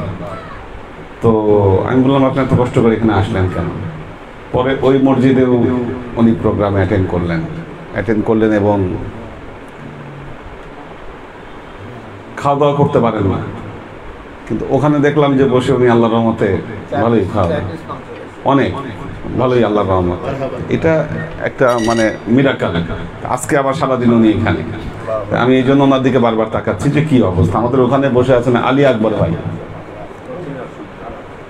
করোনা পরবর্তীতে উনি আইসিইউতে ভর্তি, ডাক্তাররা আশা ছেড়ে দিছে। তা আমি ওনাকে দেখতে গেলাম, ওনার জ্ঞান আছে কিছুটা, আমাকে বললেন আপনি আমার জানাজা পড়াই দিন। আর ওনার ছেলে আমার সাথে আলোচনা করলো যে কোথায় কবর কিনবে, বুদ্ধিজীবীতে কেনা যায় কিনা বা কি এই সম্পর্কে। আমি বললাম যে এত ঘাবড়ায় না, এখনই ঘাবড়ায় না। আল্লাহ তো ওনাকে ক্লাসে হাজির করছে, এখন উনি বসে আছে আমাদের মধ্যে। তো এনাদের জন্যই আসলে ভয়, আমি ভয় পাচ্ছি যে কোন সময় না জানি ওনারা অসুস্থ হয়ে যায়। এই মানে নিচে তো দরবারে এয়ার কন্ডিশন ছিল, এখানে আমাদের এখনো হয়নি, তো এই জন্য আমাদেরকে শিখিয়েছেন রুহানি হালত জেসমানি হালতকে বহুদূর কষ্ট। এটাই হলো সবচেয়ে বড় কথা। আসলে এটা মানে একটা রুহানি শক্তি না থাকলে এটা পসিবল ছিল না। আজকে জুমায় আসছিলেন আমাদের হাসিব ভাই, উনি হুইল চেয়ারে করে আসছেন, হুইল চেয়ারে করে উপস্থিত হয়েছেন তিনি আমাদের মধ্যে। তো এই যে বিষয়গুলো নুরানি, হ্যাঁ আলহামদুলিল্লাহ, আল্লাহ আল্লাহ আমাদের কবুল করুন। তো সেজন্যই আমাদের শুরু করতে হবে, শেষও করতে হবে। আউযু বিল্লাহি মিনাশ শাইতানির রাজীম, বিসমিল্লাহির রহমানির রহিম, নাহমাদুহু ওয়া নাস্তাঈনুহু ওয়া নাস্তাগফিরুহু ওয়া নু'মিনু বিহি ওয়া নাতাওয়াক্কালু আলাইহি ওয়া নাউযু বিল্লাহি মিন শুরুরি আনফুসিনা ওয়া মিন সাইয়্যাতি আ'মালিনা মান ইয়াহদিল্লাহু ফাহুয়াল মুহতাদি ওয়া মান ইউদ্লিল ফালান তাজিদা লাহু ওয়ালিয়্যাম মুরশিদা। فنشهد أن لا إله إلا الله وحده لا شريك له ونشهد أن سيدنا وسندنا ونبينا محمدا صلى الله عليه وسلم الذي أرسله الله بالحق بشيرا ونذيرا وداعيا إلى الله بإذنه وسراجا منيرا. وقال الله تعالى في كلامه المجيد وفرقانه الحميد: ما كان محمد أبا أحد من رجالكم ولكن رسول الله وخاتم النبيين وكان الله بكل شيء عليما. إن الله وملائكته يصلون على النبي يا أيها الذين آمنوا صلوا عليه وسلموا تسليما. صلى الله صلى الله عليه وسلم صلى الله على محمد صلى الله عليه وسلم صلى الله على محمد صلى الله عليه وسلم. আল্লাহর আশিক ও সালেক বৃন্দ, আজকে সারাদিন আমার একটা উৎসব উৎসব ভাব মনে হয়েছে এবং একমাত্র ঈদের সময়ই আমাদের মসজিদে এক কাতার আগায় দিতে হয়। আজকে সেটা করতে হয়েছে আমাদের। এই জিনিসটা খুব ভালো লেগেছে। আমরা এবছর একটু ব্যাপকভাবে ঈদে মিলাদুন্নবী পালন করছি, যেটা এতদিন করি। আপনারা বলবেন কেন? তার কারণ হলো আমার স্টাডি থেকে আমি যেটা জানতে পেরেছি, গবেষণা মুসলমানদেরকে করতে হবে সব সময়, এর ফলে নতুন নতুন তথ্য বের হয়ে আসবে। ঈদে মিলাদুন্নবী মুসলমানদের একটি প্রতিষ্ঠিত রীতি ছিল, যেটাকে কবর দেওয়া হয়েছে, ধামাচাপা দেওয়া হয়েছে। কেন? দেখুন, পবিত্র কোরআনের সূরা ইউনুস আয়াত নম্বর 58 আল্লাহ বলছেন, কুল বিফাদলিল্লাহি ওয়া বিরহমাতিহি কুল বিফাদলিল্লাহি ওয়া বিরহমাতিহি ফাবিযালিকা ফালইফরাহু হুয়া খায়রুম মিম্মা ইয়াজমাউন। আল্লাহ তার কালামে পাকে ইরশাদ করছেন, কুল, হে নবী আপনি বলুন, কুল বিফাদলিল্লাহ ওয়া বিরহমাতিহি, আল্লাহর ফজিলত এবং তার রহমত প্রাপ্তির পর তোমাদের কর্তব্য হচ্ছে ফালইয়াফরাহু, তোমরা আনন্দিত হও, তোমরা খুশি হও। হুয়া খায়রুম মিম্মা ইয়াজমাউন, তোমাদের এই আনন্দ প্রকাশ, তোমাদের এই আনন্দ খুশি হওয়া, তোমরা তোমাদের কাছে যত অর্থ সম্পদ জমিয়ে রেখেছো, এই অর্থ সম্পদ সমুদয় সম্পদের চাইতে তোমাদের এই আনন্দিত হওয়া, খুশি হওয়া, এটা অনেক উত্তম। মুফাসসিরগণ বলছেন এই পৃথিবীতে আল্লাহর তরফ থেকে আগত সবচাইতে বড় রহমত হচ্ছেন মুহাম্মদ মুস্তাফা সাল্লাল্লাহু আলাইহি ওয়াসাল্লাম, এবং আল্লাহ তার কালামে পাকে ইরশাদই করেছেন ওমা আরসালনাকা ইল্লা রাহমাতাল লিল আলামিন, নিশ্চয়ই আমি আপনাকে পুরো বিশ্ববাসীর জন্য, আমাদের মিয়াজি স্যার বিষয়টি বলেছেন খুব চমৎকার ভাবে, পুরো বিশ্ববাসীর জন্য আপনাকে আমি রহমত স্বরূপ প্রেরণ করেছি। এখন বলবেন নবীর যুগে তো এভাবে পালিত হয়নি, আমরা এভাবে কেন পালন করব? পরিবেশ বুঝতে হবে।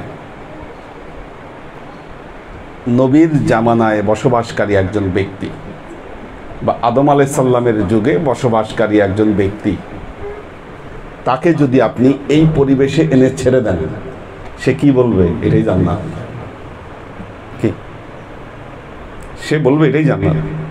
যারা মাটির ঘরে থেকে আসছেন, বনে জঙ্গলে কাটিয়েছেন, অনেক উপকরণ ছিল না নবীর যুগে। এখন আমরা সামাজিক যোগাযোগ মাধ্যম ইউজ করছি। আজ থেকে 30 বছর আগে এই সামাজিক যোগাযোগ মাধ্যম ছিল না, ফেসবুক ছিল না, ইউটিউব ছিল না, একসময় বাংলাদেশে টেলিভিশন ছিল না,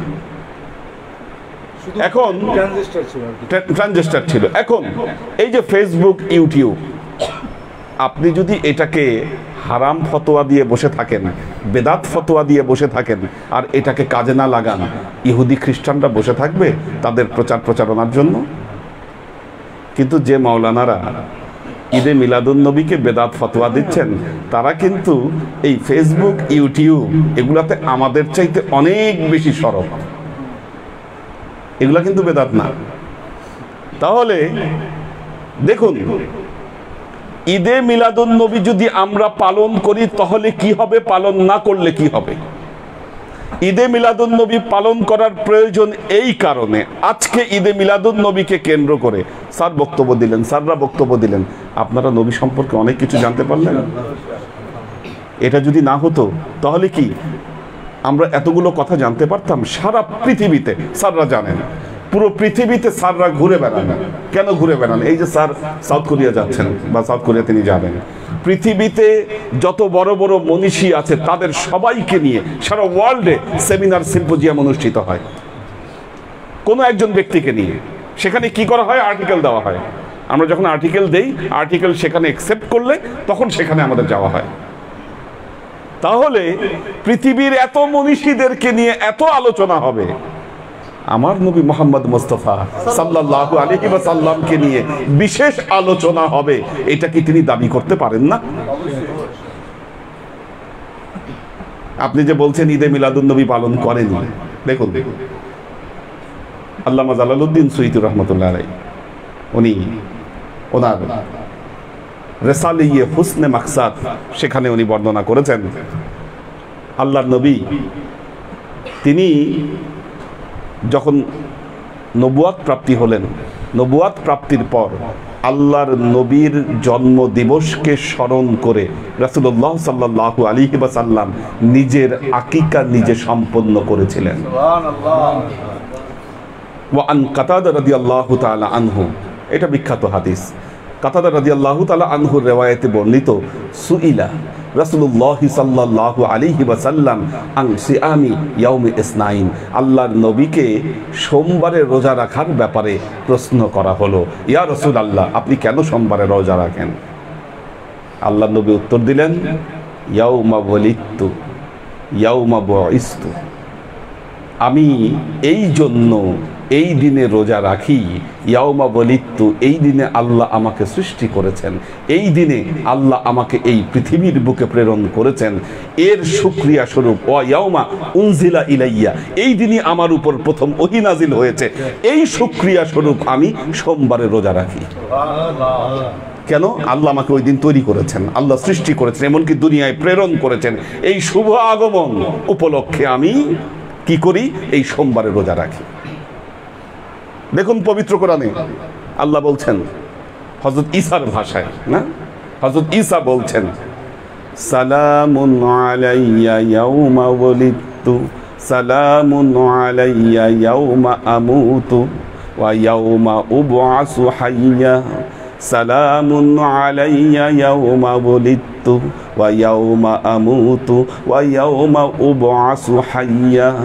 আমার উপর সালাম বর্ষিত হোক যেদিন আমি জন্মগ্রহণ করেছি, যেদিন আমি মৃত্যুবরণ করব এবং যেদিন আমি আবার পুনরায় এই পৃথিবীতে আসব, প্রত্যেকটি দিন আমার উপর সালাম বর্ষিত হোক। হযরত ঈসা যদি দাবি করতে পারেন তার উপর সালাম বর্ষিত হোক, কি আমার নবীকে স্মরণ করে আমরা কি সালাম বর্ষিত করতে পারি না? হযরত আব্দুল্লাহ ইবনে আব্বাস রাদিয়াল্লাহু তাআলা আনহু, আল্লাহর নবীর চাচাতো ভাই, আল্লাহর নবী রাস্তা দিয়ে যাচ্ছেন রাতে বেলায়, আওয়াজ শুনতে পাইলেন হযরত আব্দুল্লাহ ইবনে আব্বাস রাদিয়াল্লাহু তাআলা আনহুর ঘরে। কাছে গেলেন, দেখলেন হযরত আব্দুল্লাহ ইবনে আব্বাস রাদিয়াল্লাহু তাআলা আনহু তার পরিবার পরিজনের সদস্যদেরকে নিয়ে আর আশেপাশের কিছু পাড়া প্রতিবেশীদেরকে নিয়ে আল্লাহর নবীর উপরে দরুদ পেশ করছে, নবীর উপর আলোচনা করছে।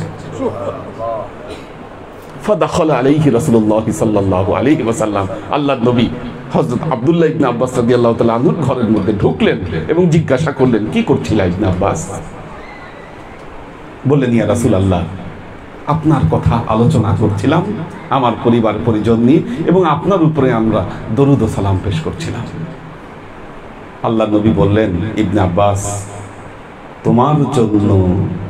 তোমার জন্য শাফায়াত করা আমার উপর ওয়াজিব হয়ে গেল। কি নবীর সাহাবীরা করেন নাই? নবীর সাহাবীরা করেছেন। দেখুন তাবেঈনদের যুগ, আপনারা হযরত হাসান বসরি নাম শুনেছেন। হযরত হাসান বসরি তিনি তাবেঈ ছিলেন, তিনি মা উম্মে সালমার ঘরে লালিত পালিত হয়েছেন হাসান বসরি। এবং বলা হয়ে থাকে যে বদরের যুদ্ধে যারা শাহাদত বরণ করেছিলেন, অনেক সাহাবীকে, বদরের যুদ্ধে যারা অংশগ্রহণ করেছিলেন অনেক সাহাবীকে তিনি দেখেছিলেন। এই সাহাবীকে দেখার কারণে হযরত হাসান বসরি তিনি তাবেঈ। হযরত হাসান বসরি বলেছেন, আমি আল্লাহর কসম করে বলছি, আল্লাহর নামে শপথ করে বলছি, যদি আমার কাছে উহুদ পাহাড়ের মতো স্বর্ণ থাকতো, আমি মাউলুদুন নবী, আল্লাহর নবীর জীবন চরিত নিয়ে যেখানে আলোচনা হয় সে অনুষ্ঠানের জন্য আমি ওই পুরো স্বর্ণ সবকিছু ব্যয় করে দিতাম। সেটাকে আমি ব্যয় করে দিলাম। হাসান বসরি তিনি বলছেন এই কথা। তাবেঈনদের যুগ। দেখুন পৃথিবীতে রাষ্ট্রীয়ভাবে বহু দেশে ঈদে মিলাদুন নবী পালিত হয়। এই বছর থেকে বাংলাদেশে শুরু হয়েছে রাষ্ট্রীয়ভাবে, এবং আপনি গুগলে যদি সার্চ দেন দেখবেন বাংলাদেশের নাম ইনক্লুড হয়েছে, যেগুলো দেশে রাষ্ট্রীয়ভাবে ঈদে মিলাদুন নবী পালিত হচ্ছে।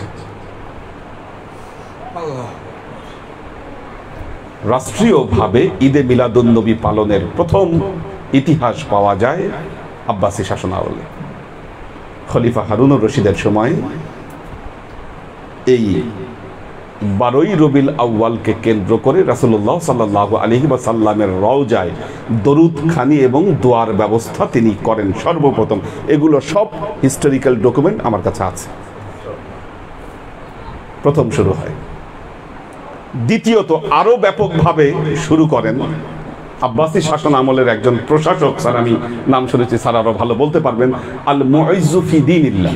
তিনি আব্বাসী কোন খলিফার প্রধান প্রশাসক ছিলেন, তিনি আল মুইজ্জু ফি দীনিল্লাহ ওনার নাম ছিল। তো এই আব্বাসী খেলাফতের সময়ে এসে তিনি ব্যাপকভাবে একেবারে মানে রাষ্ট্রীয় ঘোষণা সহ যে ঈদে মিলাদুন নবী পালন, এই ঈদে মিলাদুন নবী পালন ওনার সময় থেকে শুরু হয়। কিন্তু আপনারা জানেন পরবর্তীতে আব্বাসি খেলাফত বা আব্বাসি শাসনামল দীর্ঘদিন স্থায়ী হয় না, কারণ মঙ্গলদের আক্রমণে আব্বাসি খেলাফতের পতন ঘটে। এবং ওই সময়টা মাঝখানের এই পিরিয়ড মুসলমানদের জন্য একটা ভয়াবহ পিরিয়ড ছিল। আপনার যদি নজরুলের একটা কবিতা আছে, সাতিল আরব পুত যুগে যুগে তোমার তীর, দেখবেন ওখানে পুরো বর্ণনা নিয়ে আসছে যে কিভাবে এই মঙ্গলরা এই দাজলা ফরাতের যে পানি মুসলমানদের রক্তে কিভাবে শানিত হয়েছিল, পুরো বর্ণনা ওই কবিতার মধ্যে তিনি দিয়েছেন। কি দুর্দশার শিকার হয়েছিল মুসলমানেরা। অর্থাৎ মুসলমানদের যে পাপ বৃদ্ধি পেয়েছিল, কোরআনকে পরিত্যাগ করেছিল, ভোগ বিলাসে লিপ্ত হয়েছিল মুসলমানেরা, তার শাস্তি আল্লাহ মুসলমানদেরকে এই মঙ্গলদেরকে দিয়ে দিয়েছিলেন। মাঝখানের এই বিশৃঙ্খল পিরিয়ডে আপনি জানেন যে আল্লাহরই গজব, হয়তো এই মঙ্গল নেতারা একে একে মারা গেল সব। হালাকু খান ছিল প্রথম, ছিল চেঙ্গিস খান। হ্যাঁ, চেঙ্গিস খানের ছেলে ছিল ওগুদাই খান, সেও মারা গেছে। তারপর তার যে নাতি হালাকু খান, আরেকজন ছিল বারকি খান, সে মুসলমান হয়ে গেছিল। এই লোকটা মুসলমান হয়ে যাওয়ার কারণে এই নিজেদের মধ্যে ওরা দ্বন্দ্বে দুর্বল হয়ে যায়। আল্লাহ রহমান।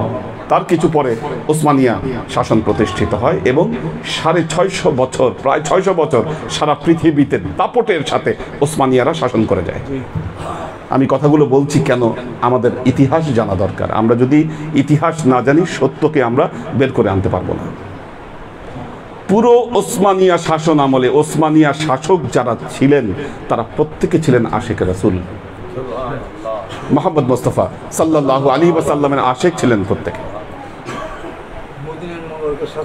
চমৎকারভাবে তারা সাজিয়েছেন এবং এখনো কিন্তু ওদের স্থাপনা আছে মদিনা মনোয়ারায়।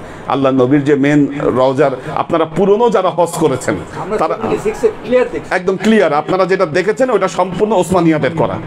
76-এ গিয়ে আপনারা যেটা দেখেছেন ওসমানিয়াদের আপনার স্থাপনা, সেটা দেখে আসছেন। এগুলো জলযান্ত্র ইতিহাস।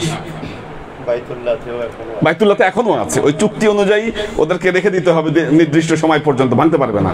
ওসমানিয়াদের স্থাপনা এখনো আছে বাইতুল্লাহ। তো যা ঘটার তাই ঘটেছে। আবার মুসলমানেরা ভোগ বিলাসে লিপ্ত হয়েছে, আল্লাহ শাস্তি দিয়েছে মুসলমানদেরকে। এবার কাদেরকে দিয়ে? এই ইহুদি এবং খ্রিস্টান, ব্রিটিশ আমেরিকা।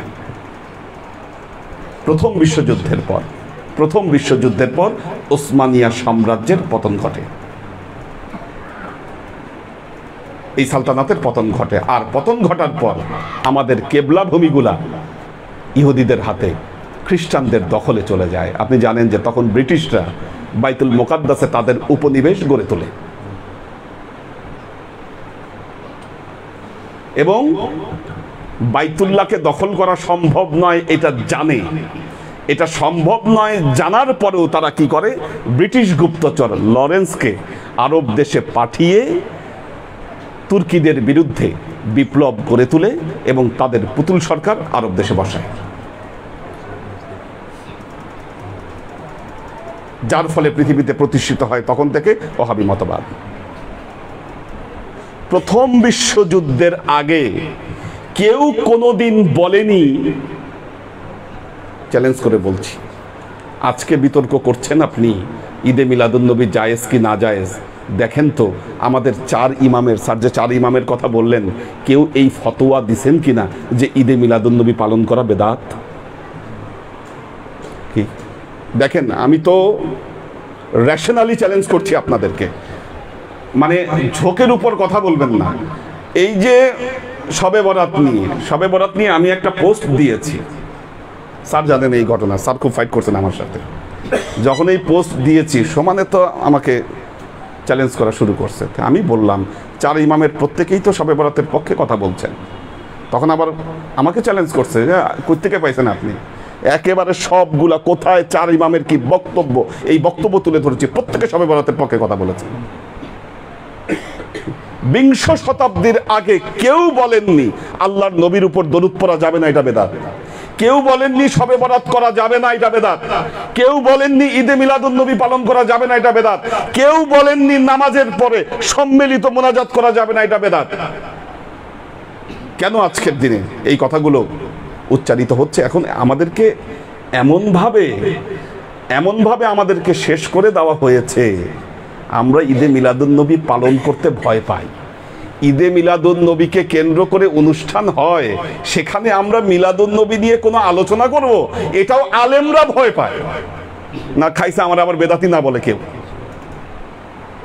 কোথায় আছি আমরা? কোথায় আছি? বাংলাদেশের একজন আলেম তিনি ফতোয়া দিয়েছেন, মদ যদি রাষ্ট্রীয়ভাবে বৈধ করা হয় সেটা যেমন বৈধ হবে না, রাষ্ট্রীয়ভাবে ঈদে মিলাদুন নবী পালন করলো সেটাও বৈধ হবে না। ঈদে মিলাদুন নবীকে মদের সাথে তুলনা করেছেন, অথচ হিস্টোরিক্যাল ব্যাকগ্রাউন্ড ঈদে মিলাদুন নবীর এই।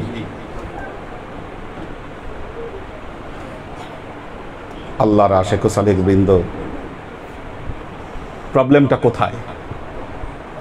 কোথায় সমস্যাটা? দেখুন, সমস্যার জন্য একটু রুটটা টানি। হযরত ইব্রাহিম আলাইহিস সালামের দুইজন ছেলে, কি কি? ইসহাক এবং ইসমাইল আলাইহিস সালাম। আল্লাহর নির্দেশে হযরত ইসমাইল আলাইহিস সালামকে ফেলে দিয়ে আসলেন আরবের মরুপ্রান্তরে। ইসহাক আলাইহিস সালাম বাবার কাছে লালিত পালিত হচ্ছেন, কি যেহেতু মা সারা মিশরের বাদশার মেতো, কি শাহজাদার হালতে লালিত পালিত হচ্ছেন, আর এই দিকে হযরত ইসমাইল লালিত পালিত হচ্ছেন কোথায়? আরবের মরুপ্রান্তরে। হযরত ইসহাকের বংশধারায় আসলেন হযরত ইয়াকুব আলাইহিস সালামেরই এক নাম হচ্ছে ইসরাইল, এই জন্য বলা হয় বনি ইসরাইল, ওনার যে বংশধর। তো হযরত ইয়াকুব আলাইহিস সালামের 12 ছেলের মধ্যে রাআইতু আহাদা আশারা কাউকাবান, উনি নিয়ে 12টার মধ্যে হযরত ইউসুফ আলাইহিস সালাম নবুয়ত পেলেন। তার পরবর্তীতে এই গোষ্ঠী থেকেই হযরত দাউদ আলাইহিস সালাম নবী হলেন, হযরত সুলাইমান আলাইহিস সালাম নবী হলেন, মুসা আলাইহিস সালাম নবী হলেন। এরপরে যত নবী সব কিন্তু এই ধারা থেকে আসতেছে। হযরত ইসমাইলের ধারা বন্ধ, ওখান থেকে নবী রাসূল আসেন নাই। সব নবী রাসূল এই ধারা থেকে আসতেছে, সবাই কনফার্ম এনারা শেষ নবী তো আমাদের ধারা থেকে আসবে। আল্লাহর কি খেলা! ইসমাইলের ধারা বন্ধ, সর্বশেষ নবী আল্লাহ দিয়ে দিলেন হযরত ইসমাইলের বংশে। এই দুঃখ কেমনে সামলায় বলেন তো ইহুদি খ্রিস্টানরা? বলেন, হযরত আদম আলাইহিস সালাম থেকে নিয়ে শুরু করে মুসা আলাইহিস সালাম পর্যন্ত ইহুদিদের নবী, খ্রিস্টানদের নবী, আমাদের নবী সব এক। আমরা যাদেরকে নবী মানি, ইহুদিরাও তাদেরকে নবী মানে, খ্রিস্টানরাও তাদেরকে নবী মানে। যখন মুসা আলাইহিস সালাম আসলেন, ইহুদিদের নবী মুসার পরে যখন হযরত ঈসা আলাইহিস সালাম আসলেন, ইহুদিরা হযরত ঈসা আলাইহিস সালামকে অস্বীকার করলো এবং তারা ইহুদি হয়ে গেল। কি যে ইহুদিরা যদি ঈসাকে মানতেন তাহলে কি আর ইহুদি থাকতেন? ওনারা খ্রিস্টান হয়ে যেতেন। আবার ঈসা আলাইহিস সালাম আসার পর যখন মুহাম্মদ মুস্তাফা সাল্লাল্লাহু আলাইহি ওয়াসাল্লাম আসলেন, কি আল্লাহর নবীকে যদি ইহুদিরা মেনে নিত, খ্রিস্টানরা মেনে নিত, যারা মেনে নিয়েছেন যে সমস্ত ইহুদি খ্রিস্টান, তারা তো মুসলমানই হয়ে গেছেন। আর যারা হন নাই, মনে মনে হিংসা। এখন দেখেন, ইহুদিদের খুব গর্ব, কাল্লামাল্লাহু মূসা তাকলিমা, আল্লাহ আমাদের নবী মুসার সাথে কথা বলছেন। আরে বাবা, এটা বিশাল মর্যাদা। কিন্তু মুসার সাথে কথা বলছেন কোথায়? তুর পাহাড়ে। আর আমার নবীর সাথে কথা বলছেন কোথায়?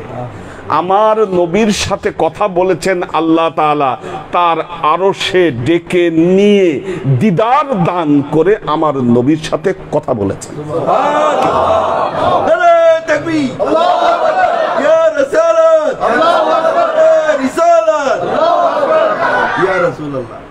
আল্লাহর আশিক ও সালেক বৃন্দ, এই যে ইহুদিদের গর্ব সব শেষ, খ্রিস্টানদের গর্ব সব শেষ।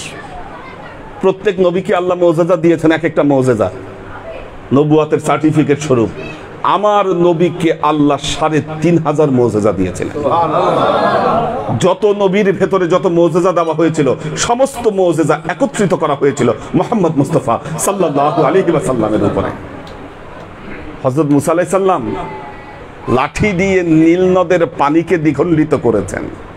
আমার নবী মুহাম্মদ মুস্তাফা সাল্লাল্লাহু আলাইহি ওয়াসাল্লাম আঙ্গুরের ইশারা দিয়ে চাঁদকে দ্বিখণ্ডিত করে দিয়েছেন। কোথায় নীল নদের পানি দ্বিখণ্ডিত করা আর কোথায় চাঁদ দ্বিখণ্ডিত করা। অংশাক্কাল কামারা। মা আয়েশা বলছেন, মিশরের যে নারীরা জামালে ইউসুফ দেখে, ইউসুফের সৌন্দর্য দেখে তাদের হাত কেটে ফেলেছিল, আমি আল্লাহর কসম করে বলছি তারা যদি আমার নবী মুহাম্মদ মুস্তাফা সাল্লাল্লাহু আলাইহি ওয়াসাল্লামকে দেখতো তারা তাদের কলিজা তারা ফেলে দিত। দাউদের, হযরত দাউদ আলাইহিস সালামের মুজিজা ছিল সুন্দর কণ্ঠস্বর। উনি যখন তেলাওয়াত করতেন কি আসমান থেকে পাখি নেমে আসতো, পানিরা কিনারায় চলে আসতো, হ্যাঁ হ্যাঁ মাছেরা চলে আসতো। আর আমার নবী যখন কোরআন তেলাওয়াত করেছেন, কি কোরআন তেলাওয়াত যখন করেছেন জিনেরা ছুটে আসছে দলে দলে। قل أوحي إلي أنه استمع نفر من الجن فقالوا إنا سمعنا قرآنا عجبا। বললেন ইন্না, যখন কোরআন তেলাওয়াত করছেন বললেন ইন্না সামি'না কুরআনান আজাবা, আমরা হাজার হাজার বছর ধরে জীবন পেয়েছি, তাওরাতের তেলাওয়াত শুনেছি, ইনজিলের তেলাওয়াত শুনেছি, কিন্তু আজকে কি মধুর কোরআনের তেলাওয়াত শুনলাম। আমান্না বিহি, এর উপর আমরা ঈমান আনলাম। যে মক্কার কাফেররা নবীকে বিশ্বাস করতো না, রাতের অন্ধকারে গিয়ে লুকায়ে লুকায়ে নবীর কোরআন তেলাওয়াত শুনতো আর দুই চোখের পানি বুক ভাসায় দিত পানি দিয়ে। এই জ্বালা যন্ত্রণা সহ্য করে কেমনে বলেন ইহুদি খ্রিস্টানরা? কিন্তু মুসলমানদের উপর তো কথা বলতে পারে নাই কখনো। যখন প্রথম বিশ্বযুদ্ধের পর মুসলমানরা দুর্বল হয়ে গেল, এখন ঈদে মিলাদুন নবীতে যদি আপনি জশ্নে জুলুস করেন, অনুষ্ঠান করেন, মুসলমানেরা যদি তাদের অ্যাক্টিভিটিস করে, নির্বাচন আসলে আমরা কি দেখি, কি পোস্টার লাগায়। নবীর সময় তো পোস্টার ছিল না, কাগজই ছিল না, কাগজই এত অ্যাভেলেবেল ছিল না। কি এখন দেখবেন নির্বাচন আসলে মিছিল করে সবাই, আমার ভাই তোমার ভাই, অমুক ভাই তমুক ভাই। কি নবীর নামে আপনি কয়দিন মিছিল করছেন? কয়দিন করছেন মিছিল? করেন না কেন? কি হুঙ্কার দেন তো বহু, নবীর নাম নিয়ে কয়দিন হুঙ্কার দিছেন যে আমরা নবীর সৈনিক আছি আমরা। এগুলো করলে কি হয়, ইহুদি খ্রিস্টানদের কলিজায় লাগে, সর্বনাশ, ওরা দেখলেই ভয় পায়। ঈমান তো দুর্বল। কাজেই মুসলমানরা যেন এগুলো না করে, কি তাদের খেদমতগার, তাদের চেলা আমাদের মধ্যে ঢুকিয়ে দিয়েছে। তারা বিভিন্ন ফতোয়া দিচ্ছে বিভিন্ন সময়, আর আমাদেরকে এগুলো কাছ থেকে নিবৃত রাখতে চাচ্ছে। দেখবেন এখন হাদিসকে জয়ীফ, এই হাদিস জয়ীফ, এই হাদিস মাউজু। অদ্ভুত ব্যাপার। আমি খালি চিন্তা করি আমরা কতটা বোকা। 1914 সালে জন্মগ্রহণ করেছে একজন ব্যক্তি, উনি জন্মগ্রহণ করেছেন 1914 সালে, শেখ নাসিরউদ্দিন আলবানী। তিনি লিখেছেন সিলসিলাতুল আহাদিসু সাহিহা অথবা সিলসিলাতুল আহাদিসু জাইফা, বিভিন্ন হাদিস যেটা সহি আর কোনটা জয়ীফ এটার উনি সংকলন করেছেন। বা আসমাউর রেজাল লেখা হয়েছে কত সালে? 1914 সালে। 1914 সালের লিখিত বইয়ে লেখা হচ্ছে অমুক রাবির হাদিস গ্রহণ করা যাবে না। কেন? ওনার জেহেন শক্তি দুর্বল ছিল। বুঝেন? আমি 1914 সালে লিখতেছি যে আজকে 1450 বছর আগে যে রাবি হাদিস বর্ণনা করছে, বা 1400 বছর আগে যে রাবি হাদিস বর্ণনা করছে, ওনার জেহেন শক্তি দুর্বল ছিল। এখন ওনার উপর কি এলহাম হয়েছে না ওহী নাজিল হয়েছে? কিসের ভিত্তিতে, কোন তত্ত্বের ভিত্তিতে উনি এত বড় কথা বলতে পারলেন যে তিনি ওই রাবি দুর্বল ছিল? আমরা এটা বিশ্বাস করতেছি, এগুলো পড়তেছি, আর ওই হাদিস মোটামুটি যেগুলো তাদের মতবাদ বিরোধী, আজকের দিনে সে হাদিসগুলোকে সব জয়ীফ বানায় শেষ করে ফেলেছে। একটা উদাহরণ দিই, তাহলে আপনারা বুঝবেন। আমি বেশি আর দীর্ঘায়িত করবো না, কারণ জানি আপনারা অনেকে এখানে অসুস্থ আছেন। শেষ করে দেবো তাড়াতাড়ি, খিদাও লেগেছে আপনাদের অনেকে, আধা ঘন্টা হয়ে গেছে। আমি খুব 5 মিনিটের মধ্যে শেষ করব। দেখুন, আল্লাহ নবী যার ব্যাপারে বলেছেন, আনা মদিনাতুল ইলম ওয়া আলিয়্যু বাবুহা, আমি জ্ঞানের নগরী আর আলী হচ্ছে এই নগরীর দরজা। অদ্ভুত ব্যাপার, এটা আমার ফাইন্ডিংস। কোশ্চেন আপনাদের কাছে, পুরো সিয়াসেত্তার ভেতরে যেখানে একজন আদনা সাহাবীরও প্রায় 1000 হাদিস আছে, কেউ 5000, কেউ 6000 হাদিস বর্ণনা করেছেন। হযরত আলী রাদিয়াল্লাহু তাআলা আনহুর বর্ণিত মাত্র 250 হাদিস সিয়াসেত্তায় পাওয়া যায়। How it's possible? কিভাবে পসিবল? কিভাবে হযরত আলীর মাত্র 250টা হাদিস থাকে? আর এই যে নতুন আইন কানুন বানিয়েছে হাদিস শাস্ত্রের, এই আইন কানুনে এই ওনার বর্ণিত এই 250টা হাদিস মোটামুটি সবগুলো এখন জয়ীফ সাব্যস্ত করে ফেলা হয়েছে। একটা উদাহরণ দেই, এই যে শবে বরাতের ব্যাপারে যে হাদিস, ইজা কানাত লাইলাতুন নিসফি মিন শাবান ফা কুমু লাইলাহা ওয়া সুমু ইয়াওমাহা, এই হাদিস বর্ণনা করেছেন হযরত আলী। এখন যেই রাবি এই হাদিসটি ইমাম তিরমিজির কাছে বলেছেন, কি ওনার চরিত্র হনন করে ফেলা হয়েছে, ওনার কথা গ্রহণ করা যাবে না, হাদিস দুর্বল। অথচ উনি যে বিশ্বস্ত রাবি ছিলেন, এই ব্যাপারে অসংখ্য মত আছে। কাজেই আল্লাহর আশেক ও সালেক বৃন্দ, আপনাদেরকে যে মেসেজ দিব আজকে পৃথিবীতে আমরা যে ইসলাম দেখছি, ইসলামের এই মেজাজ মর্জি কোনোদিন ছিল না।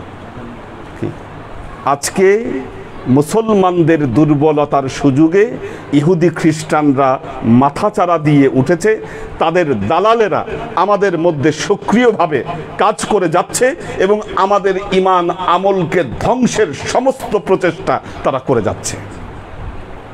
আজকে দরবারে মুহাম্মাদীর সংগ্রাম হচ্ছে তাদের এই মিথ্যাচারকে কবর দিয়ে অবশ্যই দ্বীনে হক, আল্লাহর নবীর আসল দ্বীনকে আমরা মানুষের সামনে তুলে ধরব।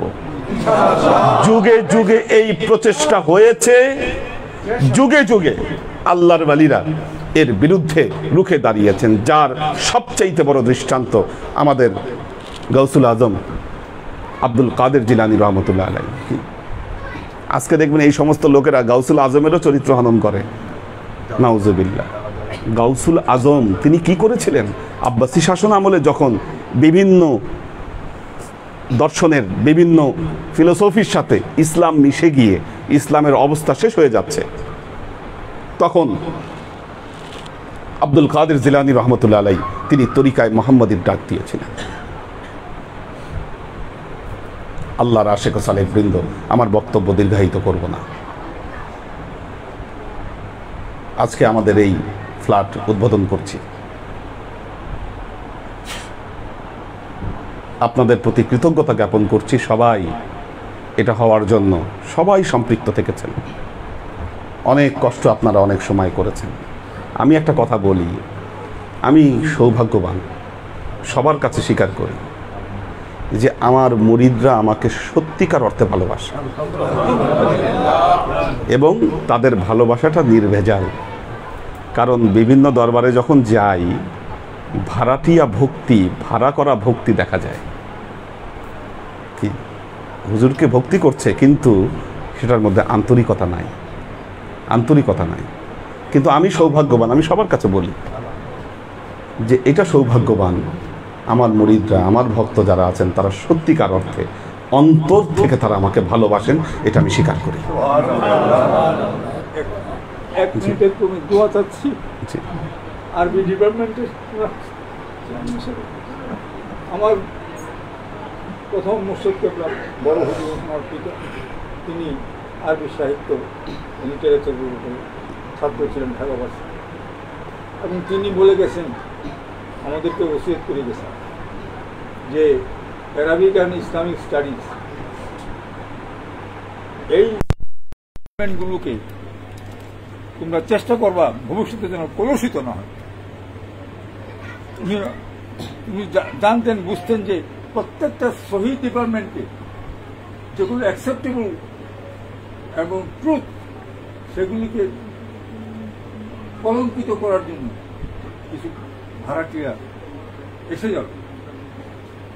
তো আল্লাহ পাক ওনার রেফারেন্স দিচ্ছি, আপনার রেফারেন্স দিচ্ছি, আপনাদের উপস্থিত এবং অনুপস্থিত সবার কাছে আমরা দরবারের পক্ষের থেকে দোয়া চাই, আল্লাহ পাক যেন সমস্ত অনৈক্যকে বিনাশ করে আবার সেই 1400 বৎসরের দ্বীনে ইলাহি যেটা আল্লাহর রসুল করে দিয়েছে, আল্লাহর ইলাহি সেইটা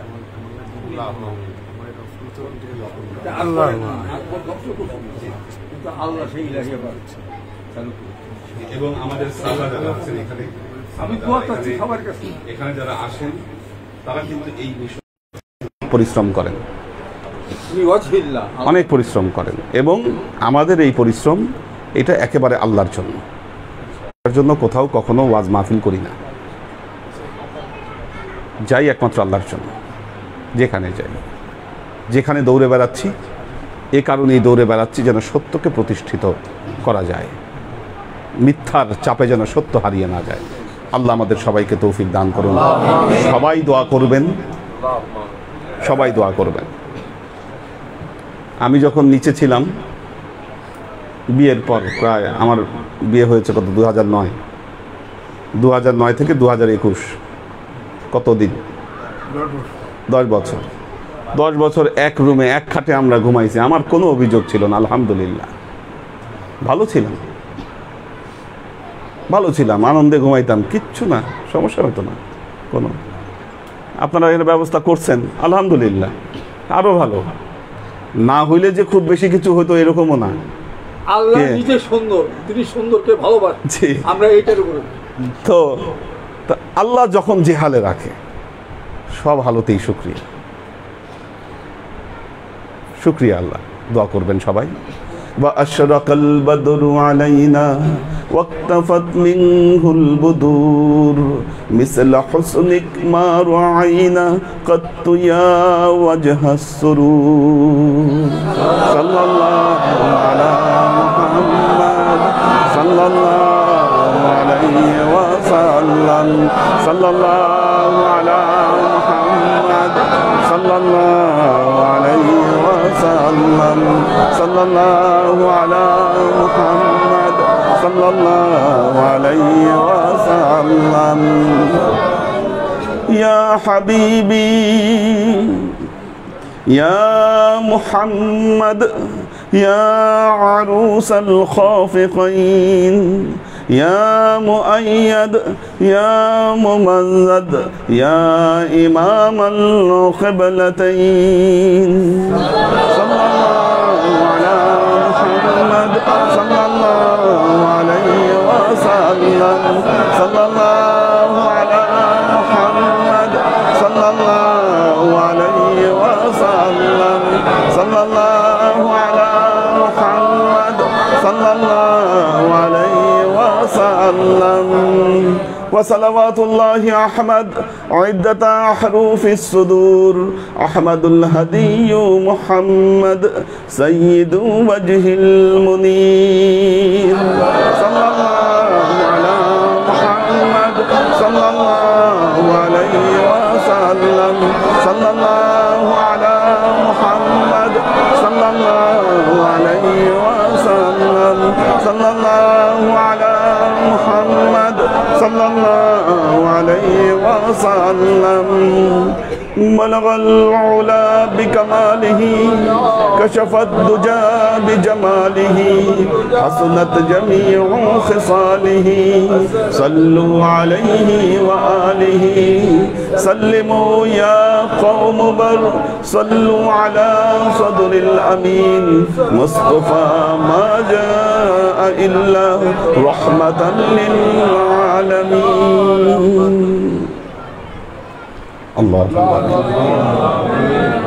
اللهم صل على محمد وعلى آل محمد كما صليت على إبراهيم وعلى آل إبراهيم إنك حميد مجيد اللهم بارك على محمد وعلى آل محمد كما باركت على إبراهيم وعلى آل إبراهيم إنك حميد مجيد ربنا ظلمنا أنفسنا وإن لم تغفر لنا وترحمنا لنكونن من الخاسرين ربنا آتنا في الدنيا حسنة وفي الآخرة حسنة وقنا عذاب النار ربنا لا تزغ قلوبنا بعد إذ هديتنا وهب لنا من لدنك رحمة إنك أنت الوهاب اللهم إنك عفو تحب العفو فاعف عني يا غفور الرحيم الودود يا الله يا رحمن يا مالك الله আজকে তোমার নবীর ঈদে মিলাদুন নবীকে কেন্দ্র করে যে অনুষ্ঠানের আয়োজন করলাম আল্লাহ তুমি ত্রুটি মুক্তভাবে এই অনুষ্ঠানকে কবুল করে নাও তুমি এর যা যা আমাদের প্রিয় নবী হযরত মুহাম্মদ মুস্তাফা